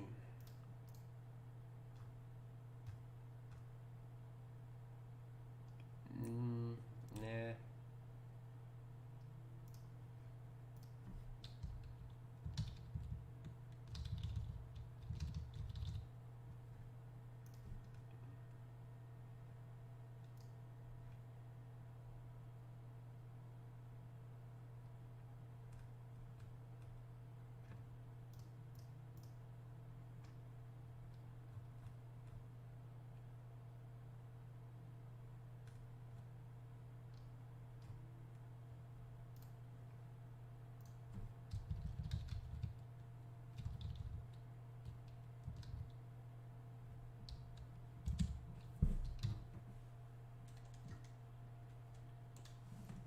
I don't think shot contest affects overall, but I guess we're going to find out.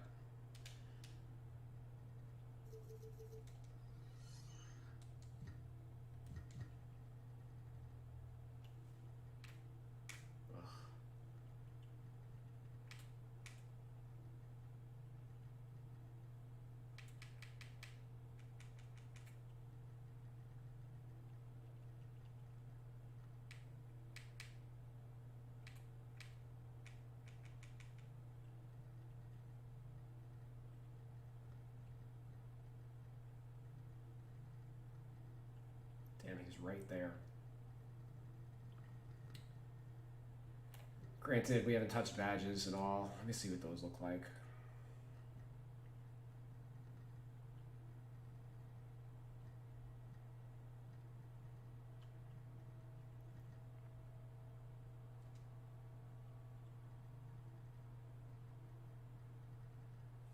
Stamina.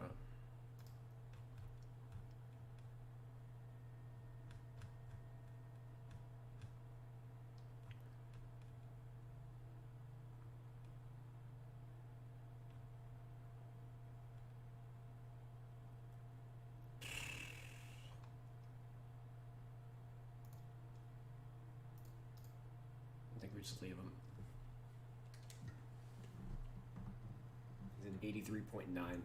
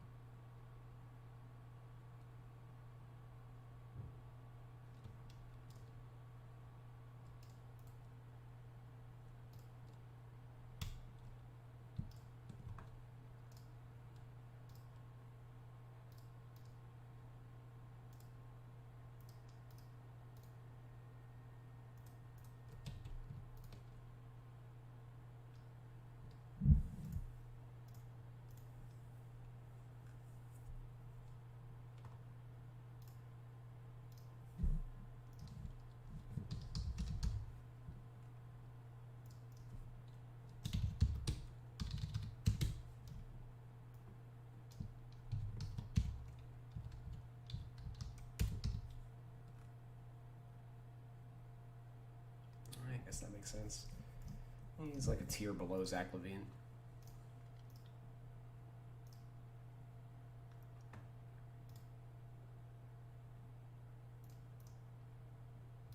Yeah, I'm alright with 83.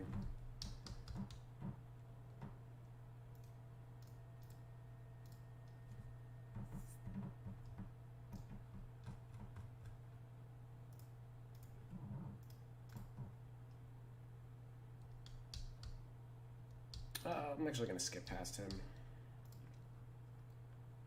I did say I wanted to commit to the starters.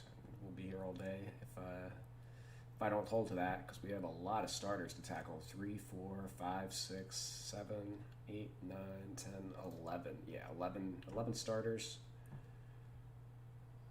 There are a decent number of 6-men that are worth adding. Oh, that's right. I've got Terrence Ross as a 2-guard. Is that accurate? Is he a 2-guard here also? No, I moved him to the 3. Okay. Good. So we'll take him over here.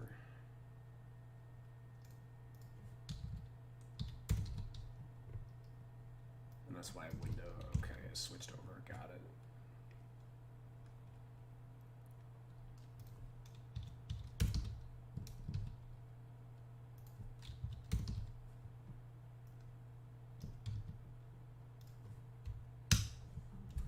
Why do I hate Russ, man? Which Russ?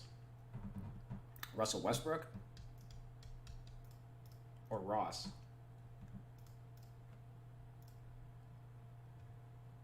All right, Tim Hardaway Jr.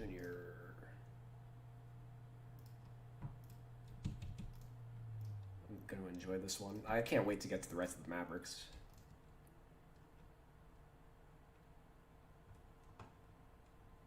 I do enjoy editing players where your changes are actually impactful. All right, so lots of threes.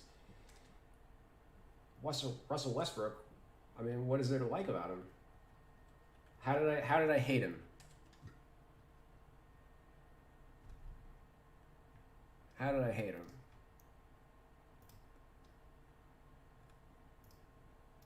He is 1, 2, 3, 4, 5, 6, 7. He's the 8th best point guard in the game. Taking into account that 2 of these guys were basically out for the entire year. So really, I've got him as the 6th best point guard in the game. And I mean,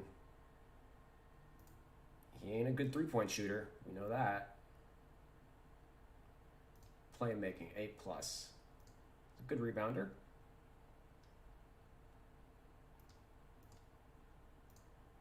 A+ inside. Good mid-range scorer.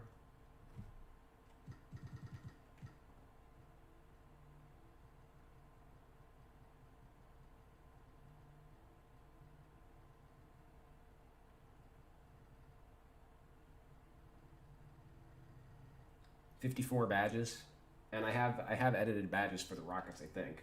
So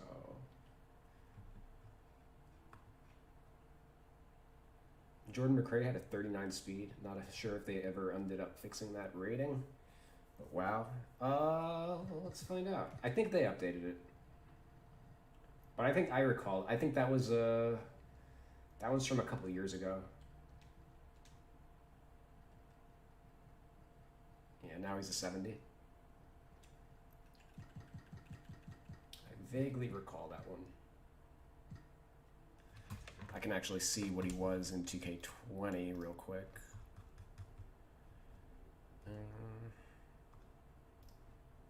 Mcrae.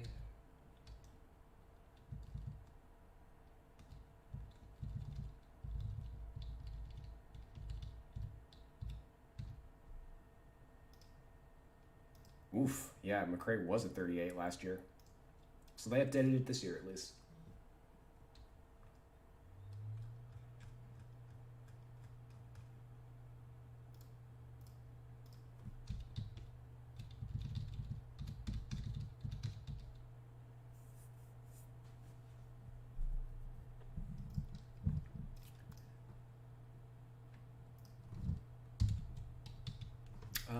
Did he have a shitty playoff?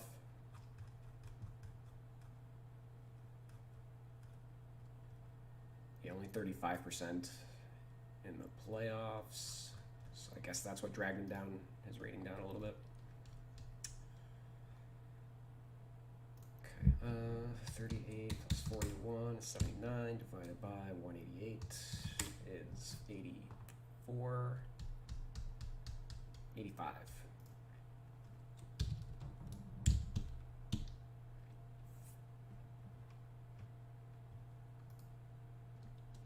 But how'd they even come up with that rating? Copy paste. The answer is they didn't come up with it. They just copied the wrong dude. Or alternatively, you know what? We're going to investigate. Google Jordan Mcrae draft sprint. This is exactly what it is.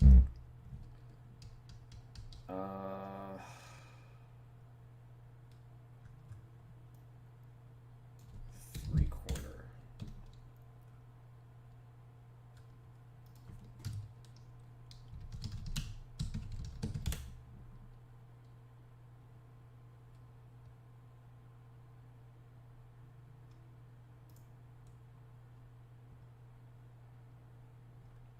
I don't know if, like, Draft Express used to have these posted. I don't know if they still do, because they overhauled their site.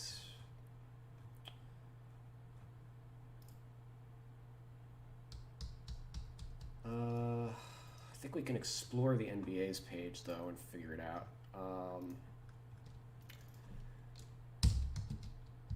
Mcrae, vertical.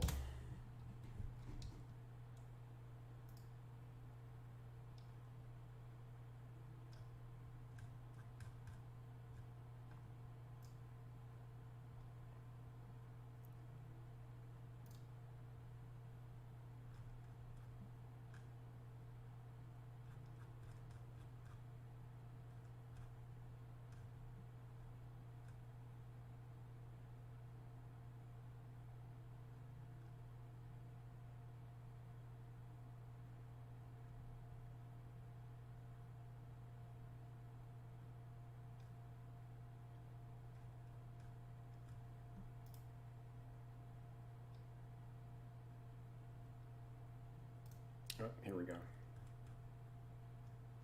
No? Oh, well, anyway. If he had a 39 speed and it was legit, it's because his three-quarter sprint was something like a 3.5 or something like that.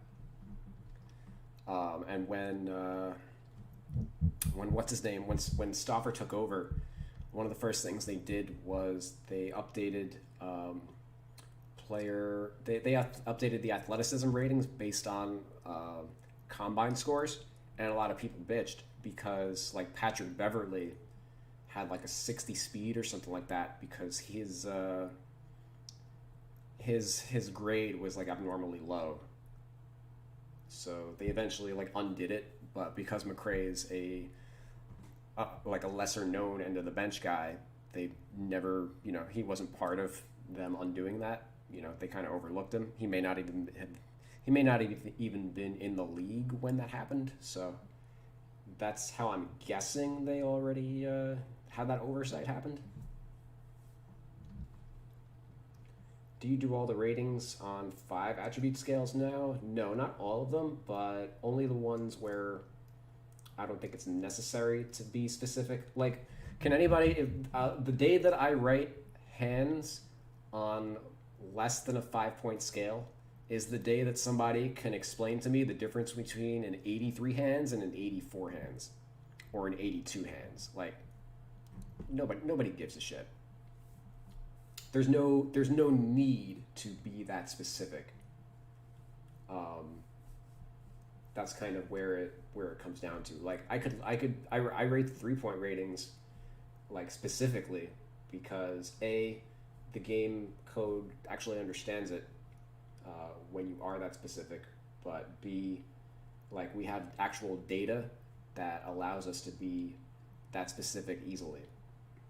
But if we wanted to like rate everybody on a 5-point scale, it's not like you'd have the worst roster in the world either. But certain stuff like consistency, you know, there's no reason to be hyper specific with it.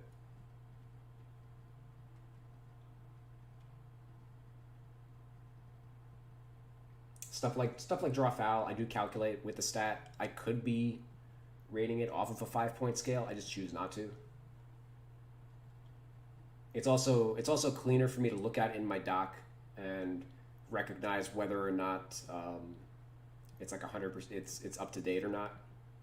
Like, I don't want to be the guy who's like looking at, like, let's say Jared Harper over here was a 47 instead of a 45. I don't want to be looking back and forth like, oh, is he a 47 or is he a 48? Like, that's just, you know, paralysis by analysis.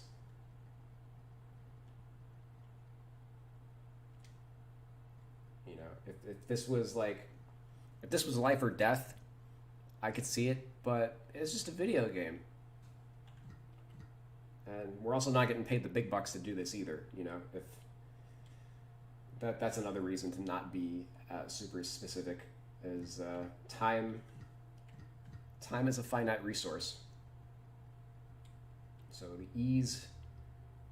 the simpler your roster, the easier it is to understand, the more effective it's going to be, because all I'm doing basically is just conveying information.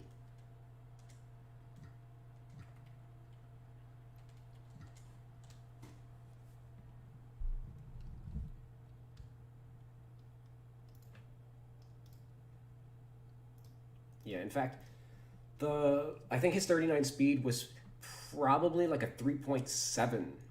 Like, it was just like some ridiculous combine grade where he must have not been trying at all, or who knows what the deal was, because he had a good vertical leap from what I saw. Or it could have just been a typo, like people complaining about Shaq Harrison being 6'7" instead of 6'4". Like, for all we know, you know, it should have been something completely different. Did I edit the point guards yet? I've edited all the starters, yeah. I haven't finished off all the backups and reserves, but most of the key guys are done. All right, Tim Hardaway. 48% on his layups. It's like a 75. Whoa.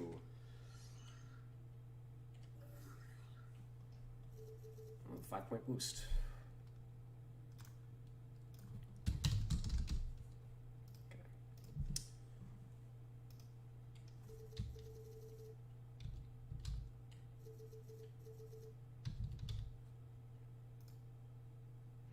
Actually scores in the post, unlike Fournier. Oh, whoops, wrong guy. Derp, derp, derp.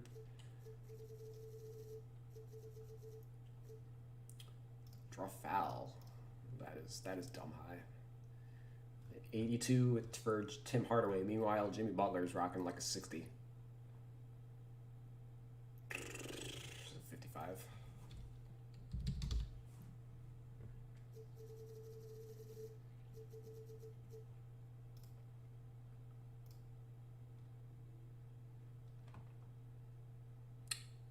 What did I do for close? Did I already do close? Close was an 85. 46% for mid.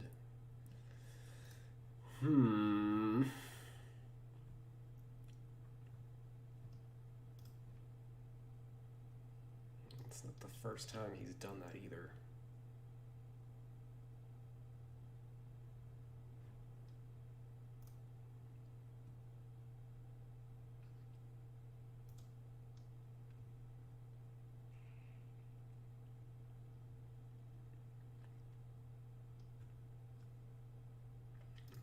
We're gonna... They gave him an 85.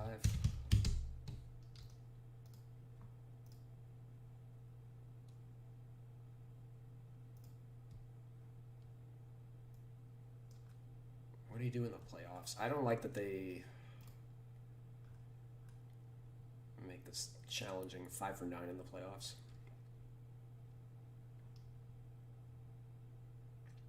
assisted on none of them.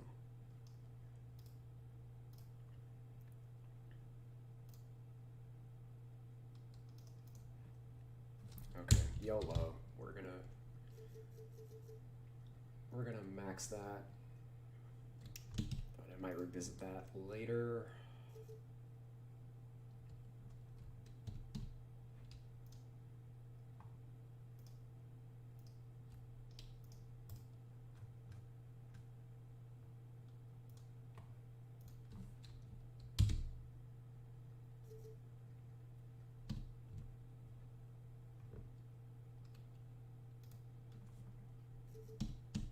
His pass IQ, his that's been an 84 since the day he was fucking drafted. Which is entirely, his father is Tim Hardaway Sr., you know? That's the only reason he has that rating.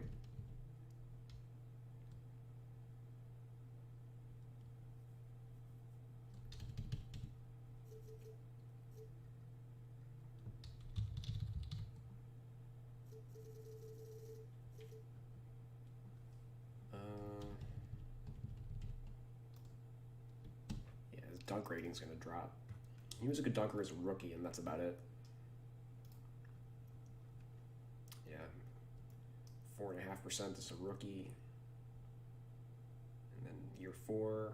But other than that, pretty average.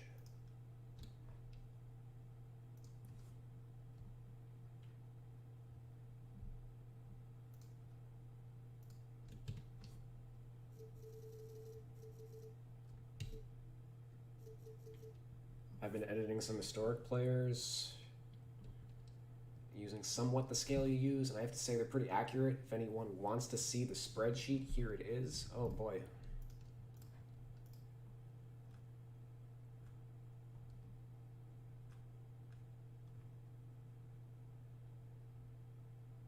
Uh, 1.2, 24, 87 shot IQ.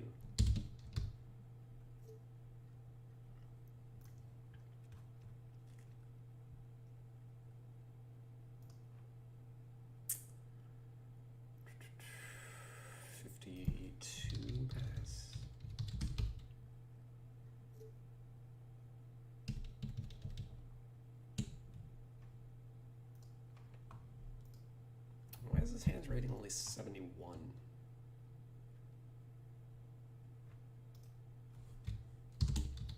That I will boost.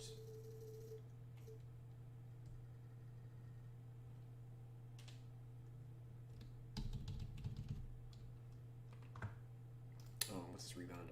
31 and 50.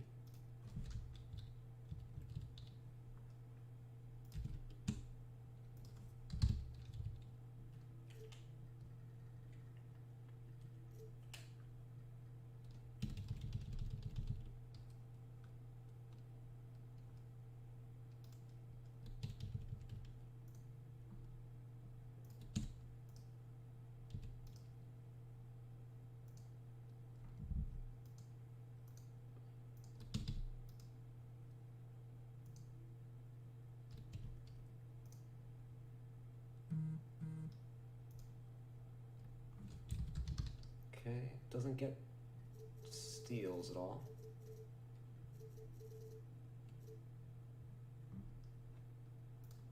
Yeah, let's check this out. Not good this year, but good last year, right? Yeah. In limited possessions, of course. Same deal with that year. Same deal with that year. Bad that year.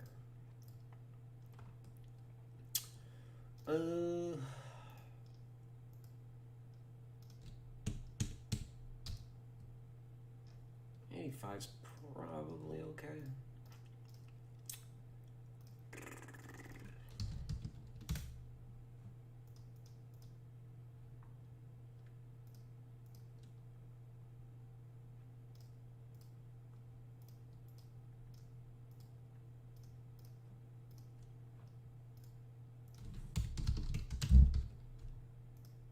We can take him up here.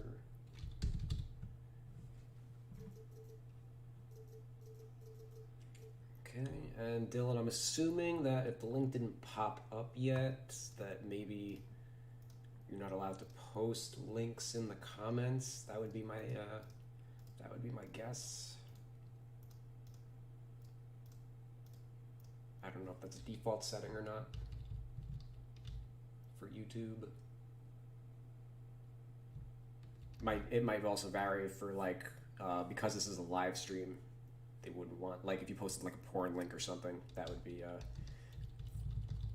bad. It shows up in like live chat or whatever. So there might be some kind of protection to prevent things like that. Okay,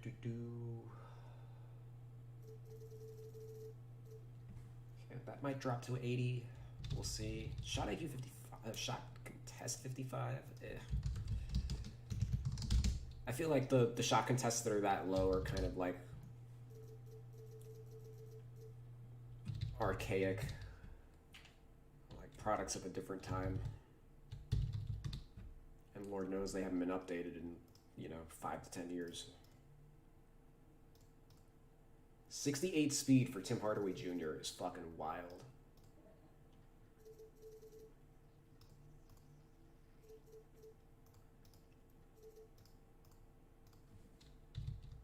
Oh yeah, I tried it there, but I don't think it works.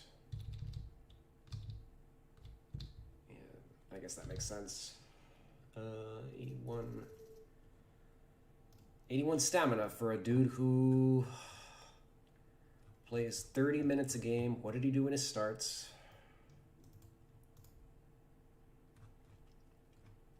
$31 minutes a game in his starts. Playoffs. 34 minutes a game. But yeah, 81 stamina. Okay.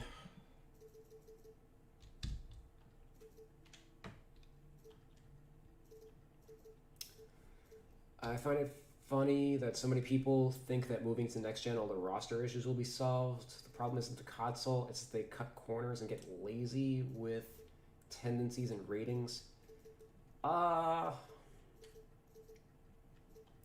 don't know if they get lazy, but they don't have, it's tough because you can't have too many people on the job, because then it becomes a situation where it's like too many cooks in the kitchen, especially since I know like the process that they have to go through in order to edit the roster.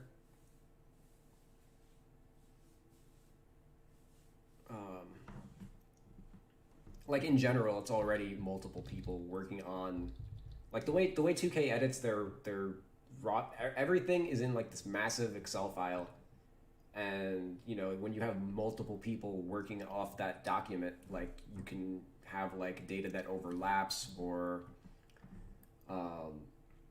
like people end up using like outdated versions of like the doc, so they're not going off of complete information.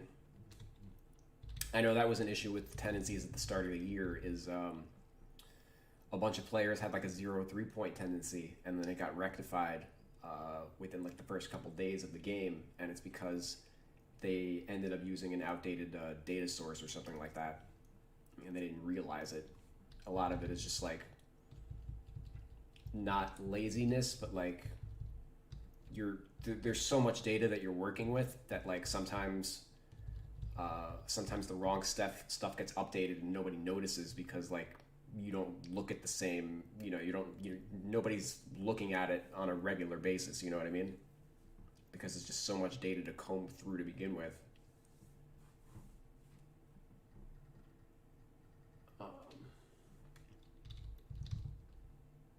Is he an 85 durability, or does he get hurt?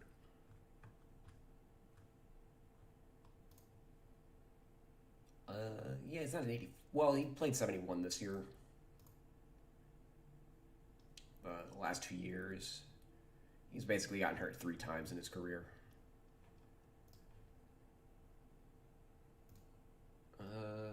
Yeah, so we'll 80 him.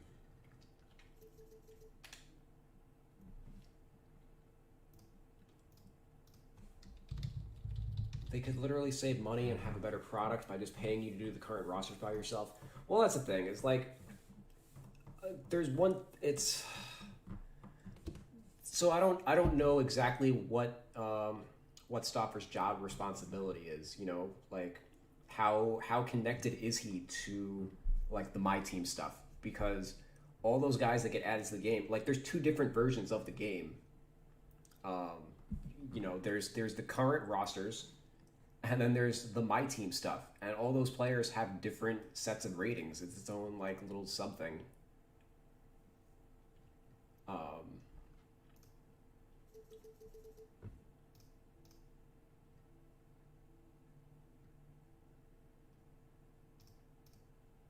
Oops, hold on.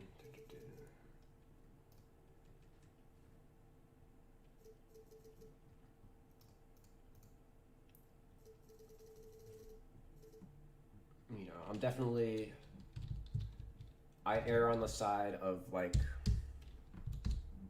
not being super critical, because I understand how much work you have to put into this. And like even if you were a bad roster editor, you're still putting in a massive amount of fucking work. Like, so calling them lazy is none of the people that work at 2K are lazy. It's just about time is a finite resource. You know, they can't always cover every single base depending on what they need to get done on a year-to-year basis. You know, like for example, you guys heard that there are a whole bunch of new badges. Number one, number two, they're doing away with the lateral quickness rating. So that means that Stoffer was working with the other developers on like, you know, they came to a decision that they wanted to remove that attribute, and obviously they were going to consult him on that. You know, and a number of other developers use that attribute. You know, like it's part of the defensive schematic. You know, the defensive AI, things like that. So it's like, you know, how much time did they dedicate to making that decision? That's all, you know, all of that comes out of your ability to edit rosters. It's one thing, you know, for me to sit here and, you know, just sift through data and bang stuff out. Like, if that were the only part of the job, like, yeah, it's easy. But they need you to be an expert on things because the game is always evolving. You're working on the game itself, not just being, you know, a data entry specialist. Maybe that's what they need, you know, is like a data entry specialist with like an overlord. Like, hey, this is what we're gonna do, etc. But I feel like Mike is his own boss in a sense. And there are pros and cons that come with that from a development aspect.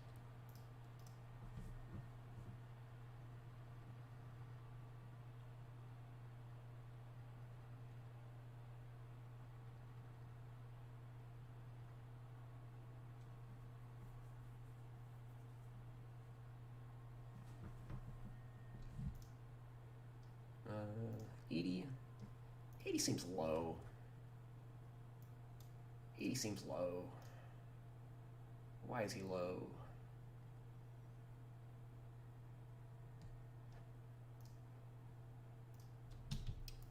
Like I said, I kind of talked through it. I didn't check his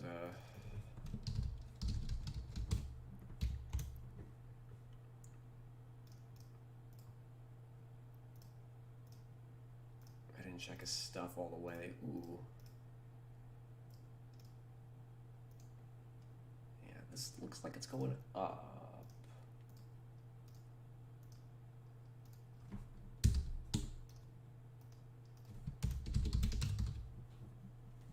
Maybe that'll boost him up a little bit.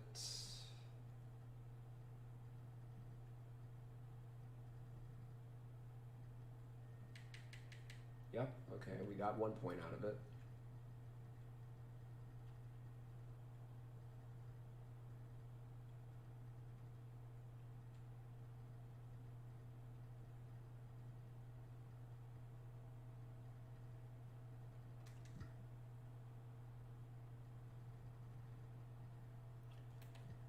sure 10 badges is probably a little low.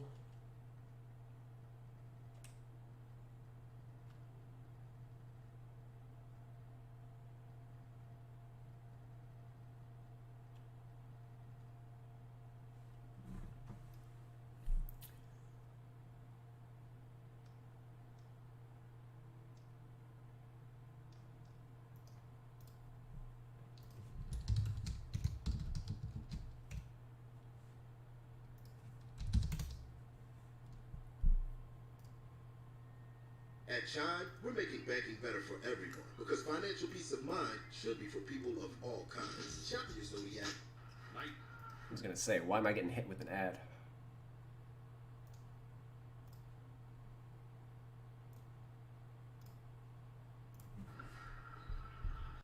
Nice feed inside. Zubac's blocked initially. Still got the shot off. Stripped down low. Good hands. And Doncic brings it the other way. Clippers by 8. We're midway through the first. Nice feed inside. And Tim Hardaway able to finish. Ewing basically rested it on his hand and then turned it back over, so I benefited. Finney Smith connects on a 3.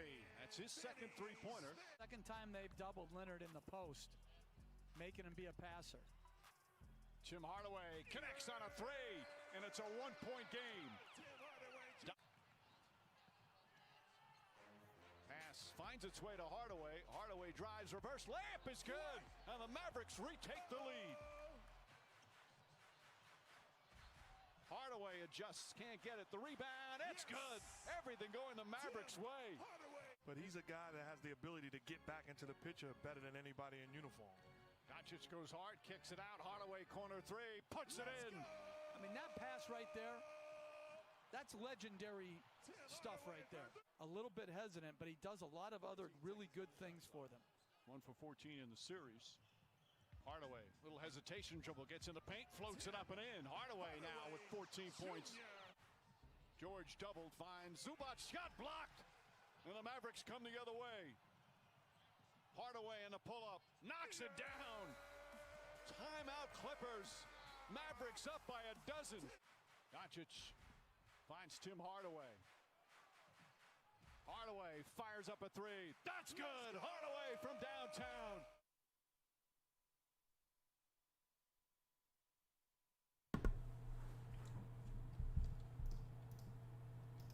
Oh man, I could watch the Clippers getting clowned all day.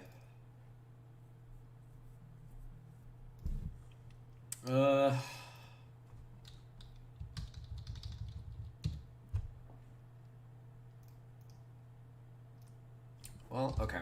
So, boost his acceleration.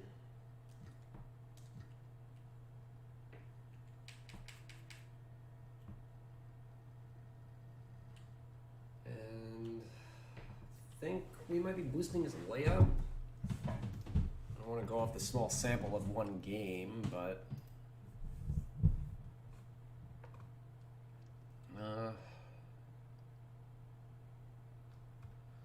let's see what he did the year before. I guess his the ones he takes are kind of high difficulty. And I think, what's his ball handle rating too?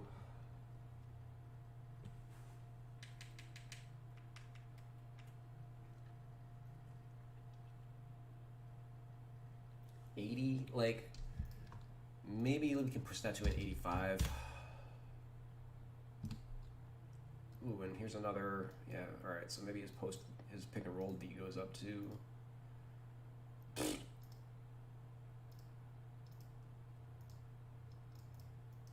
oh wait, this is offense. Oops. All right, so 19%. Not the year before. I feel like 19 is actually high because he plays with Luka. Playoffs, 20%.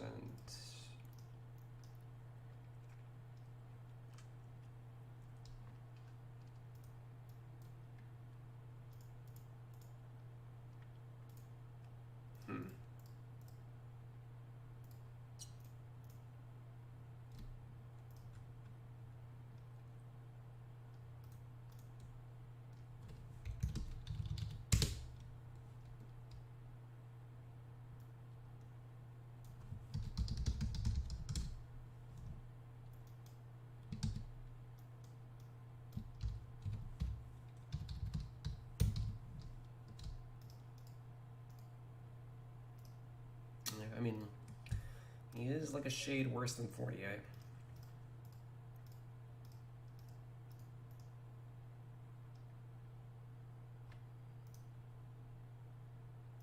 Bogdanovich is probably around where I'd put him. Yeah, 43%.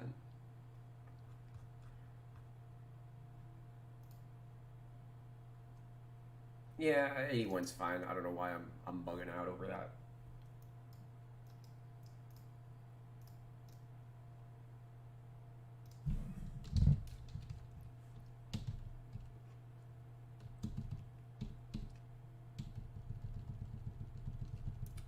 Plus his badges are like low. I can see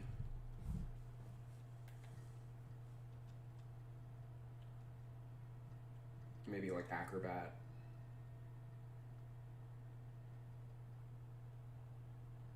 Maybe like a silver for this once we do the tendencies and figure out how often he's taking these kind of shots. Probably something defense related too. All right.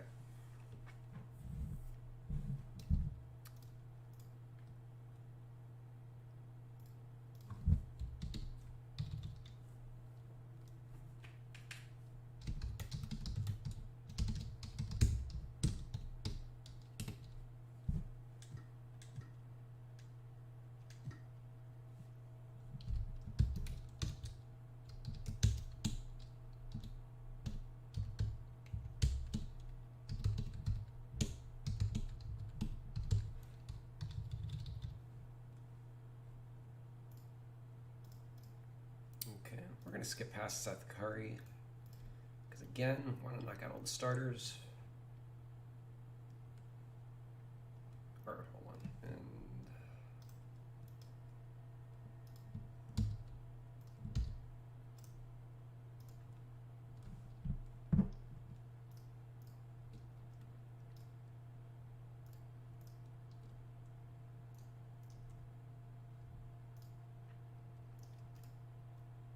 once again, good scorer, not a good playmaker. I feel like the playmaking grade might drop a little bit as we go through.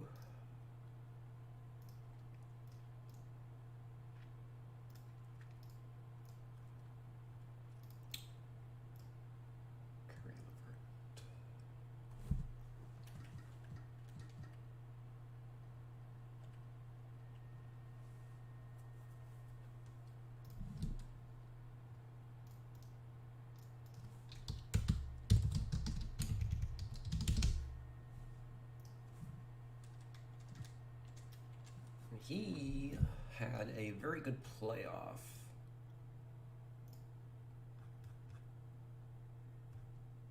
If I'm not mistaken. Or at least a good bubble.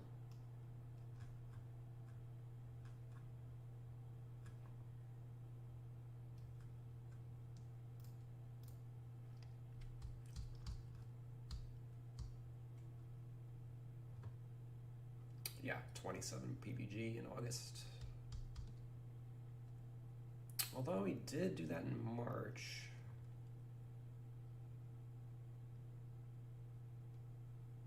Post break, he was a different dude.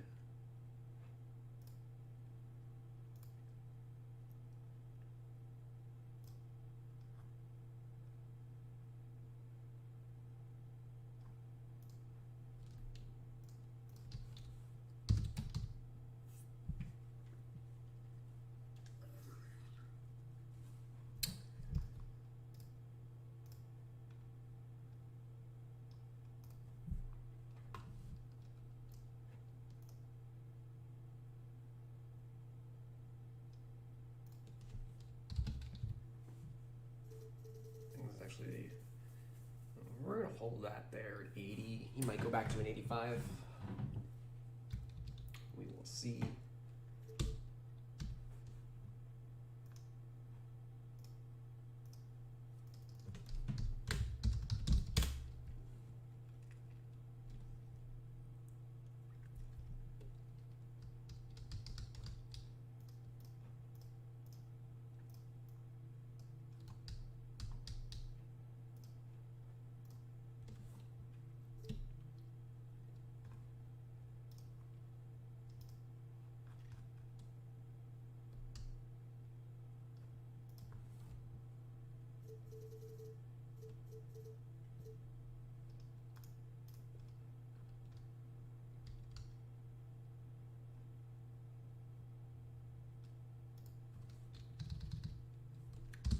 Mid-range rating went way up, which is good. And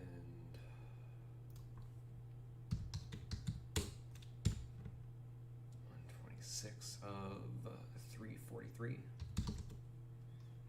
73, like a 74 rating.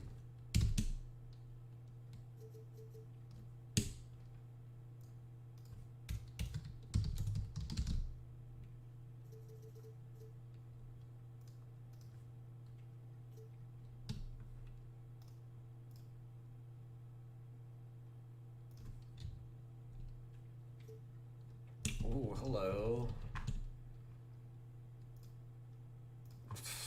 Yeah, too conservative on the ball handle rating. They boosted him 7 points, but he's much better than that.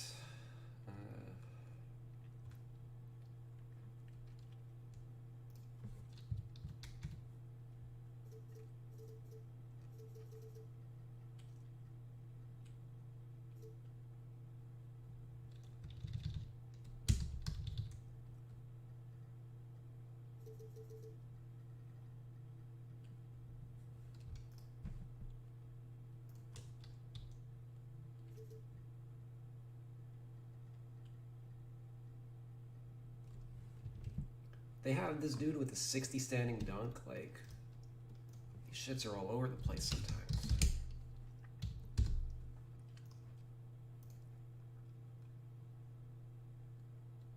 You don't even deserve 75 standing dunk. Like, as he's, you know, players get hurt and their athleticism wanes, he's more of a crafty finisher than he is a power finisher at this point. Is it even going to be like a 65? Yeah. Yeah.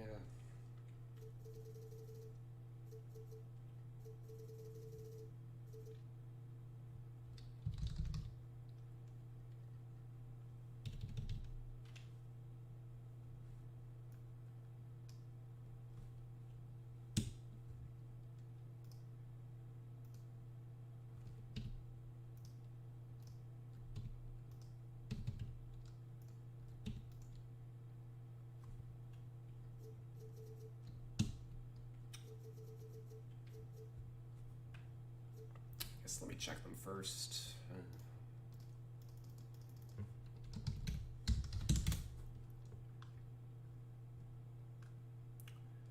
Well, that is 18 possessions though, so like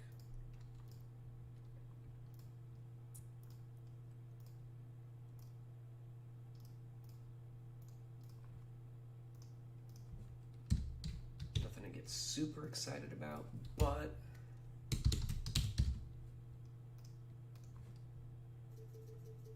are going to give him that treatment.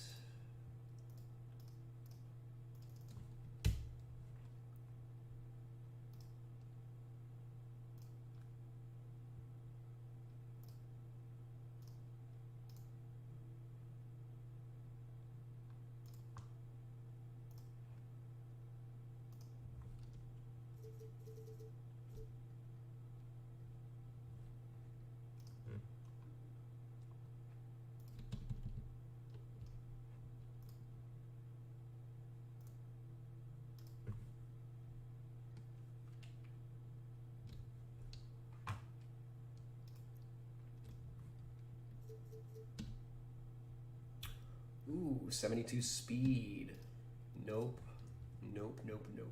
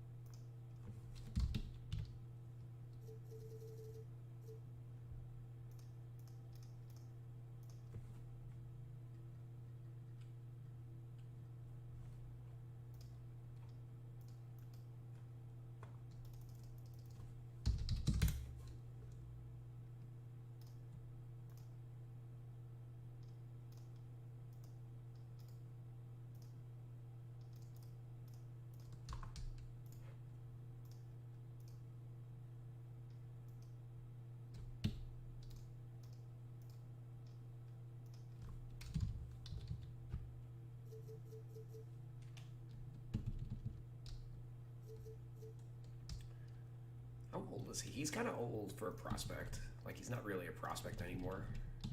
He's 26.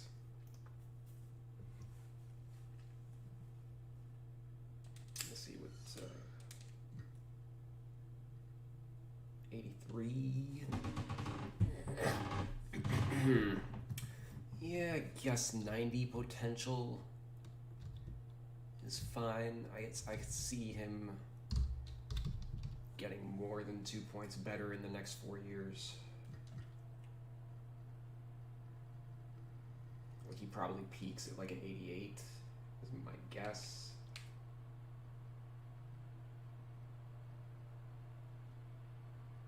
Maybe even lower, like an 86, 87.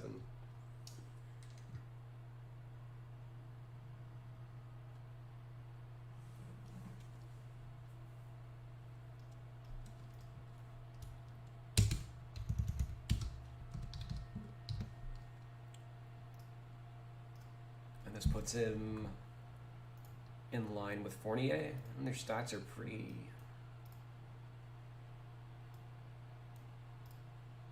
sort of similar. Well, Fournier is a better scorer, and he's a better playmaker. Oh, and yeah, all right.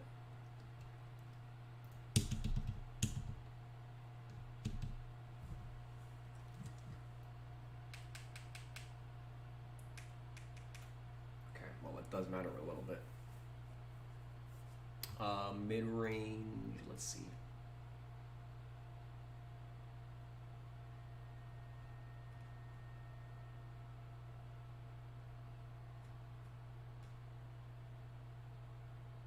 How did that get so high? Did I misread it? I misread it. Okay. Yeah, he's actually... What did I do? Where did I get that number from? Was I looking at the wrong screen? How did I get 79 for his mid-range?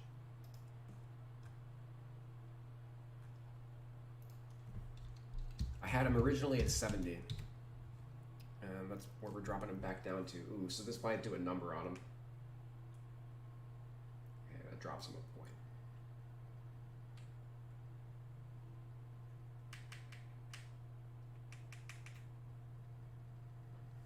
Are you going to get next gen? Yes. Although I don't know, I didn't reserve.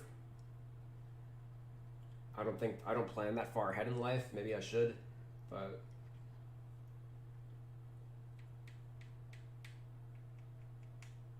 yeah, I'm getting next gen. It may not be day 1. It might be day 7.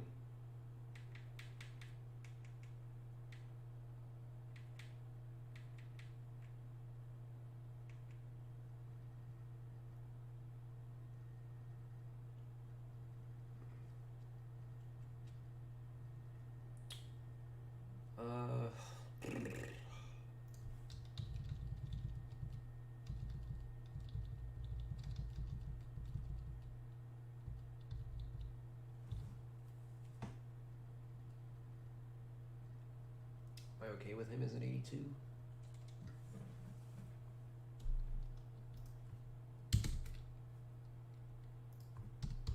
Two-way, three-point shot creator.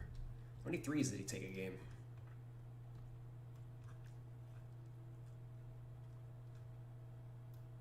I mean, he takes a fair amount, but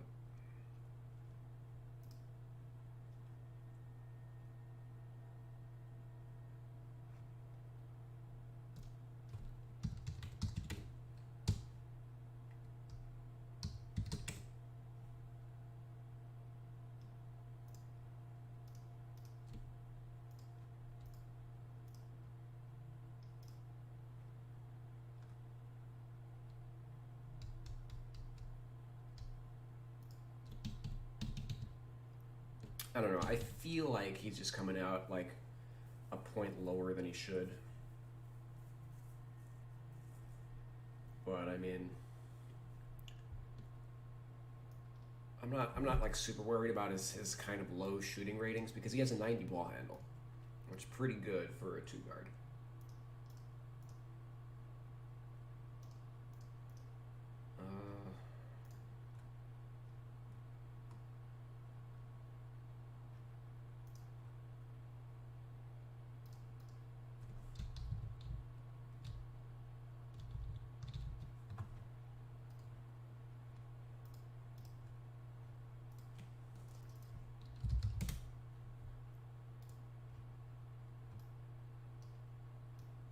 the roster should just carry over, I'm assuming, because I don't think they're changing how they're doing it. Well, certain things are changing.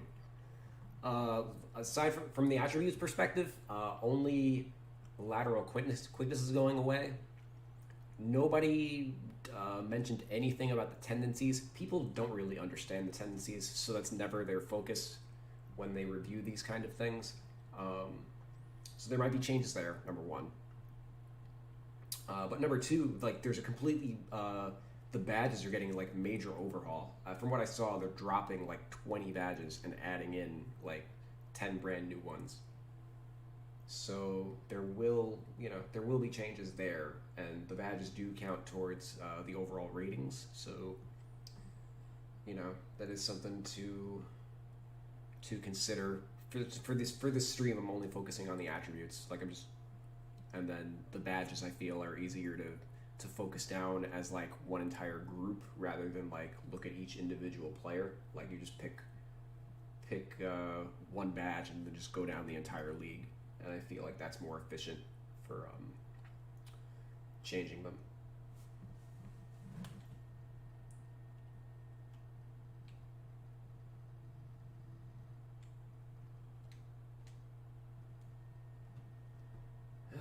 LeVert in 82 though, like I could do my intangibles trick to pump him up a little bit. Maybe I should do that.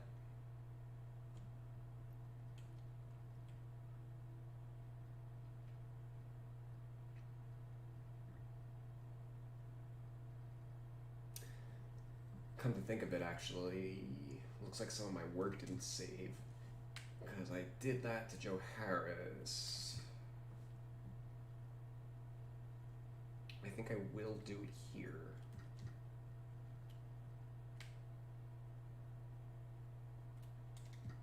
Just to get that extra point.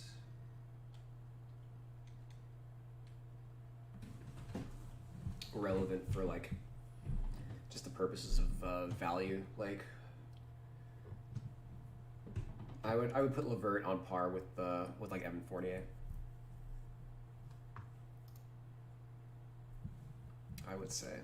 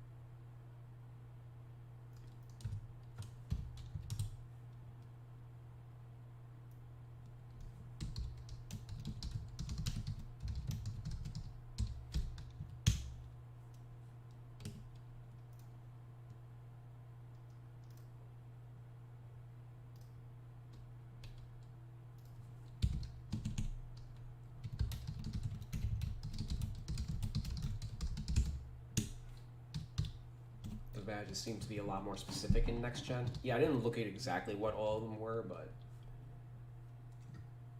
I didn't hate them as I was reading them.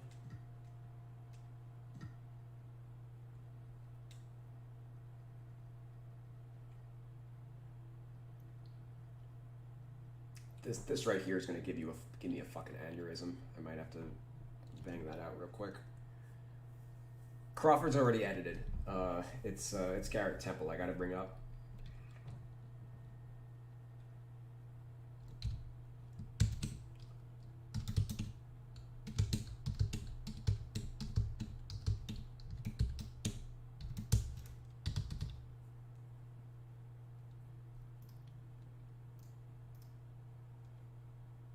How many more starters do I need to do? 1, 2, 3, 4, 5, 6, 7, 8, 9 starters though, and I'm hungry.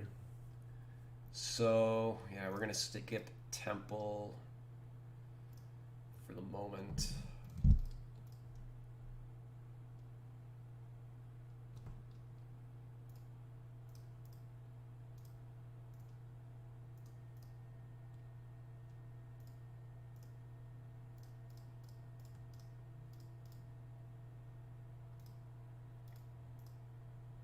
Actually, you know what? No, I'm gonna do Temple, and then I'm gonna get food.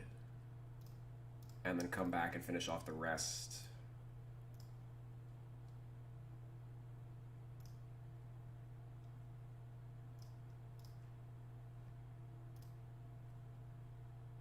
Which Temple shouldn't take that long, because I did do the Nets during the bubble.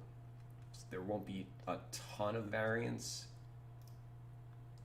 It's really just what they did in the playoffs.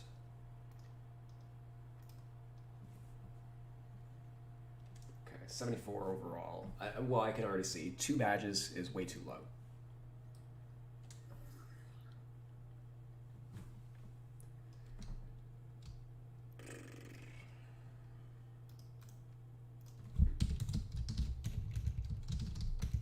Caps lock, come on.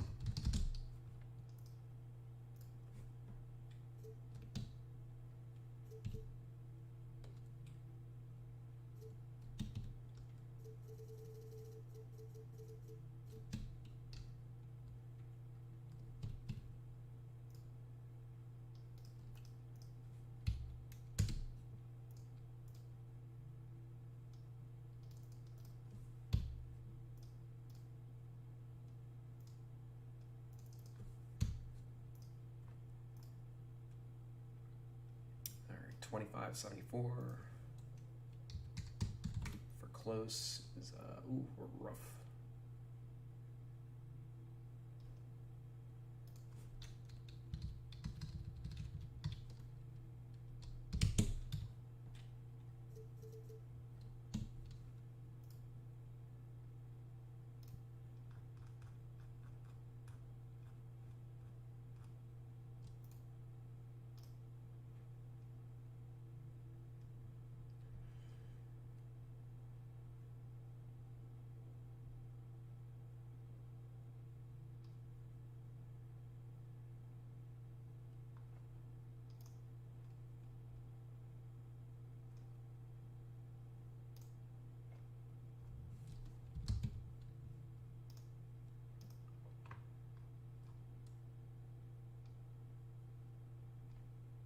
Yeah, I guess I'm about to do that. Okay.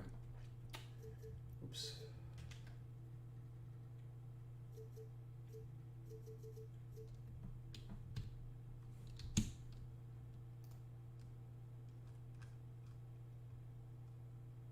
That awkward moment where I say I'm going to boost a guy's ratings and then I end up dropping him. All right, well, underrated there.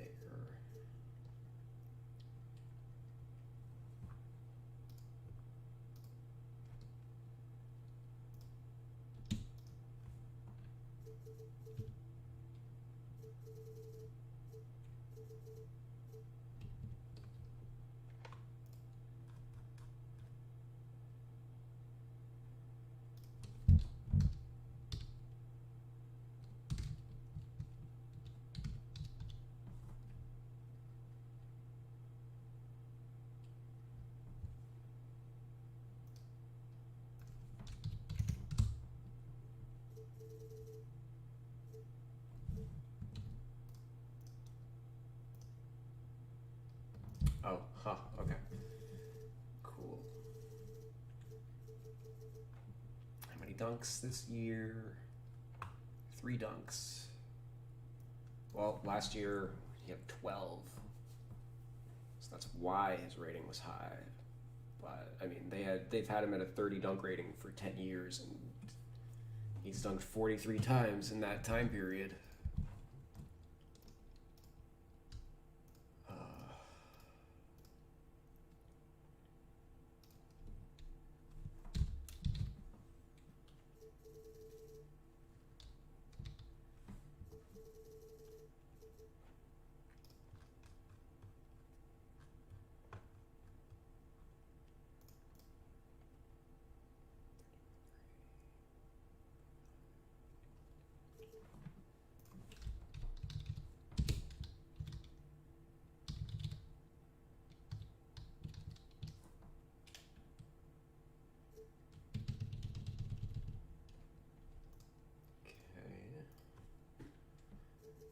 is the big one because he is a good defender.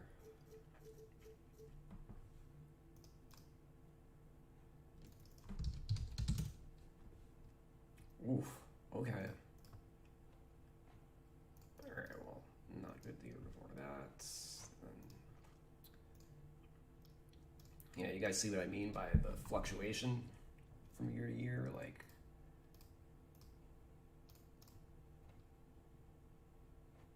kind of just have to gauge it.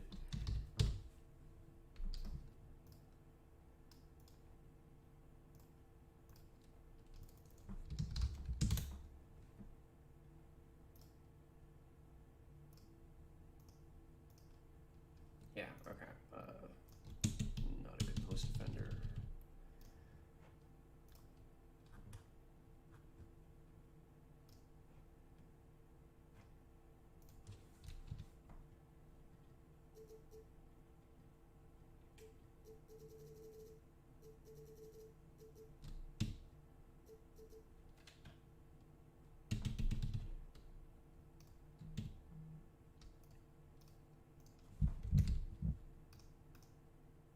Oh. Hey, where's Thundershack? 57 speed for Garrett Temple. That's on your Jordan Mcrae list. That's another one that's definitely from his combine. He's been that low for the last 6 or 7 years, ever since that change.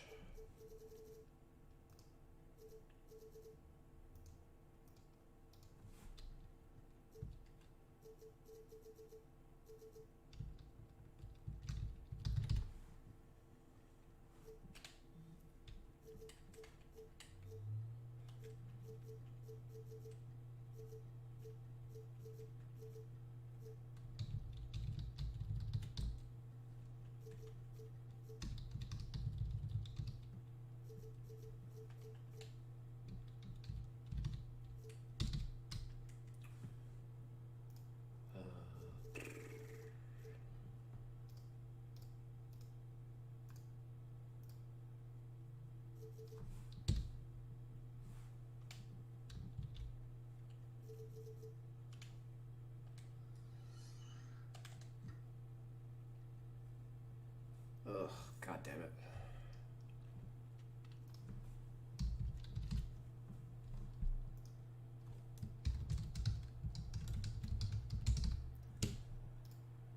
Yeah, I hate that I'm doing this to like every single net, but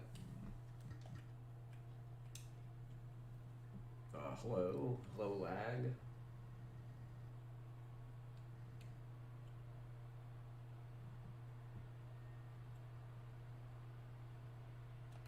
Okay, that was weird. I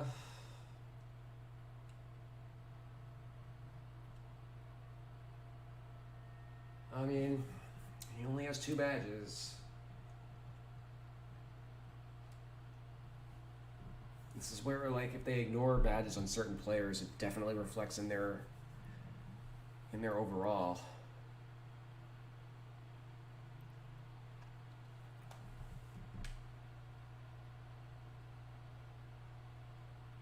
Yep, we're doing that.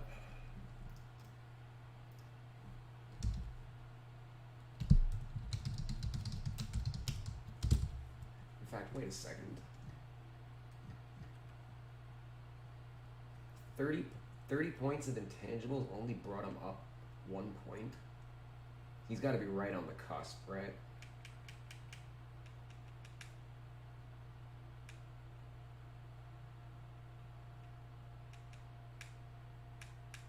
Yeah, okay. So we can bump him to a 77 for sure, I think.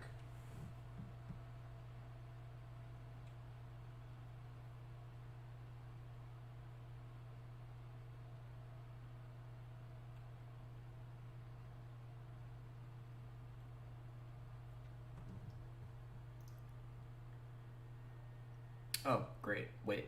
No, that's correct. Yeah, 40 is good.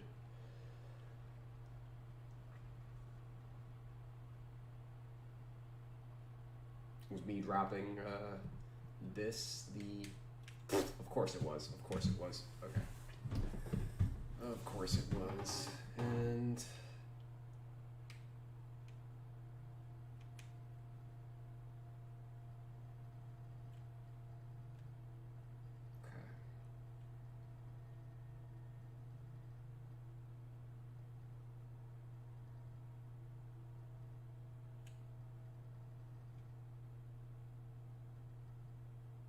oh, I just missed one. Cool. That probably buffs him.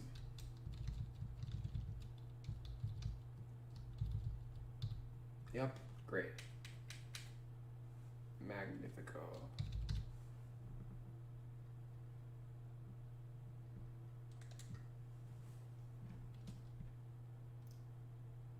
Oh, so hold on.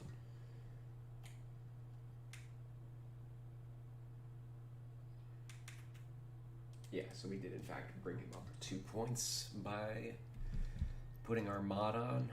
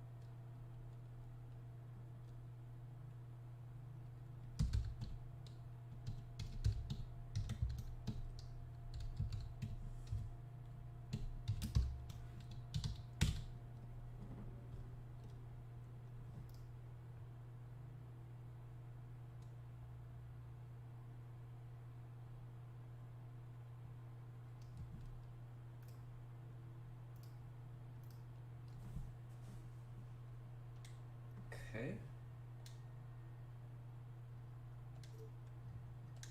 Alright, so with that, I'm going to end this stream, grab some food, and then I'll be back in like maybe an hour, maybe less than an hour, 45 minutes to an hour,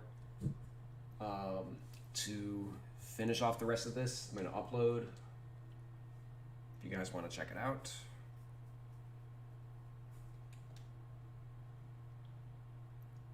So the title of the roster is the NBA 2K21 Real 2K Rosters.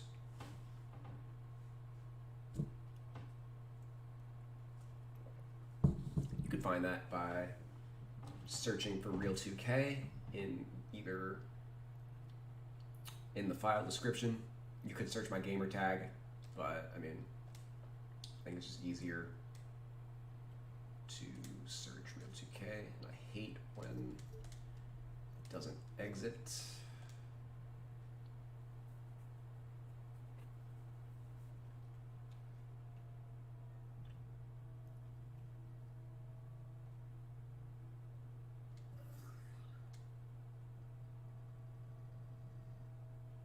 Which you can see here, 42,000 downloads is number 5.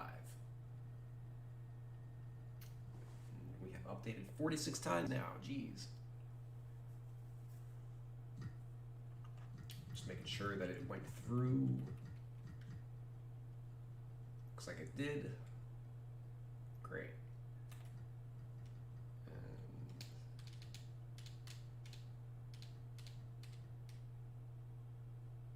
Yep, still 83.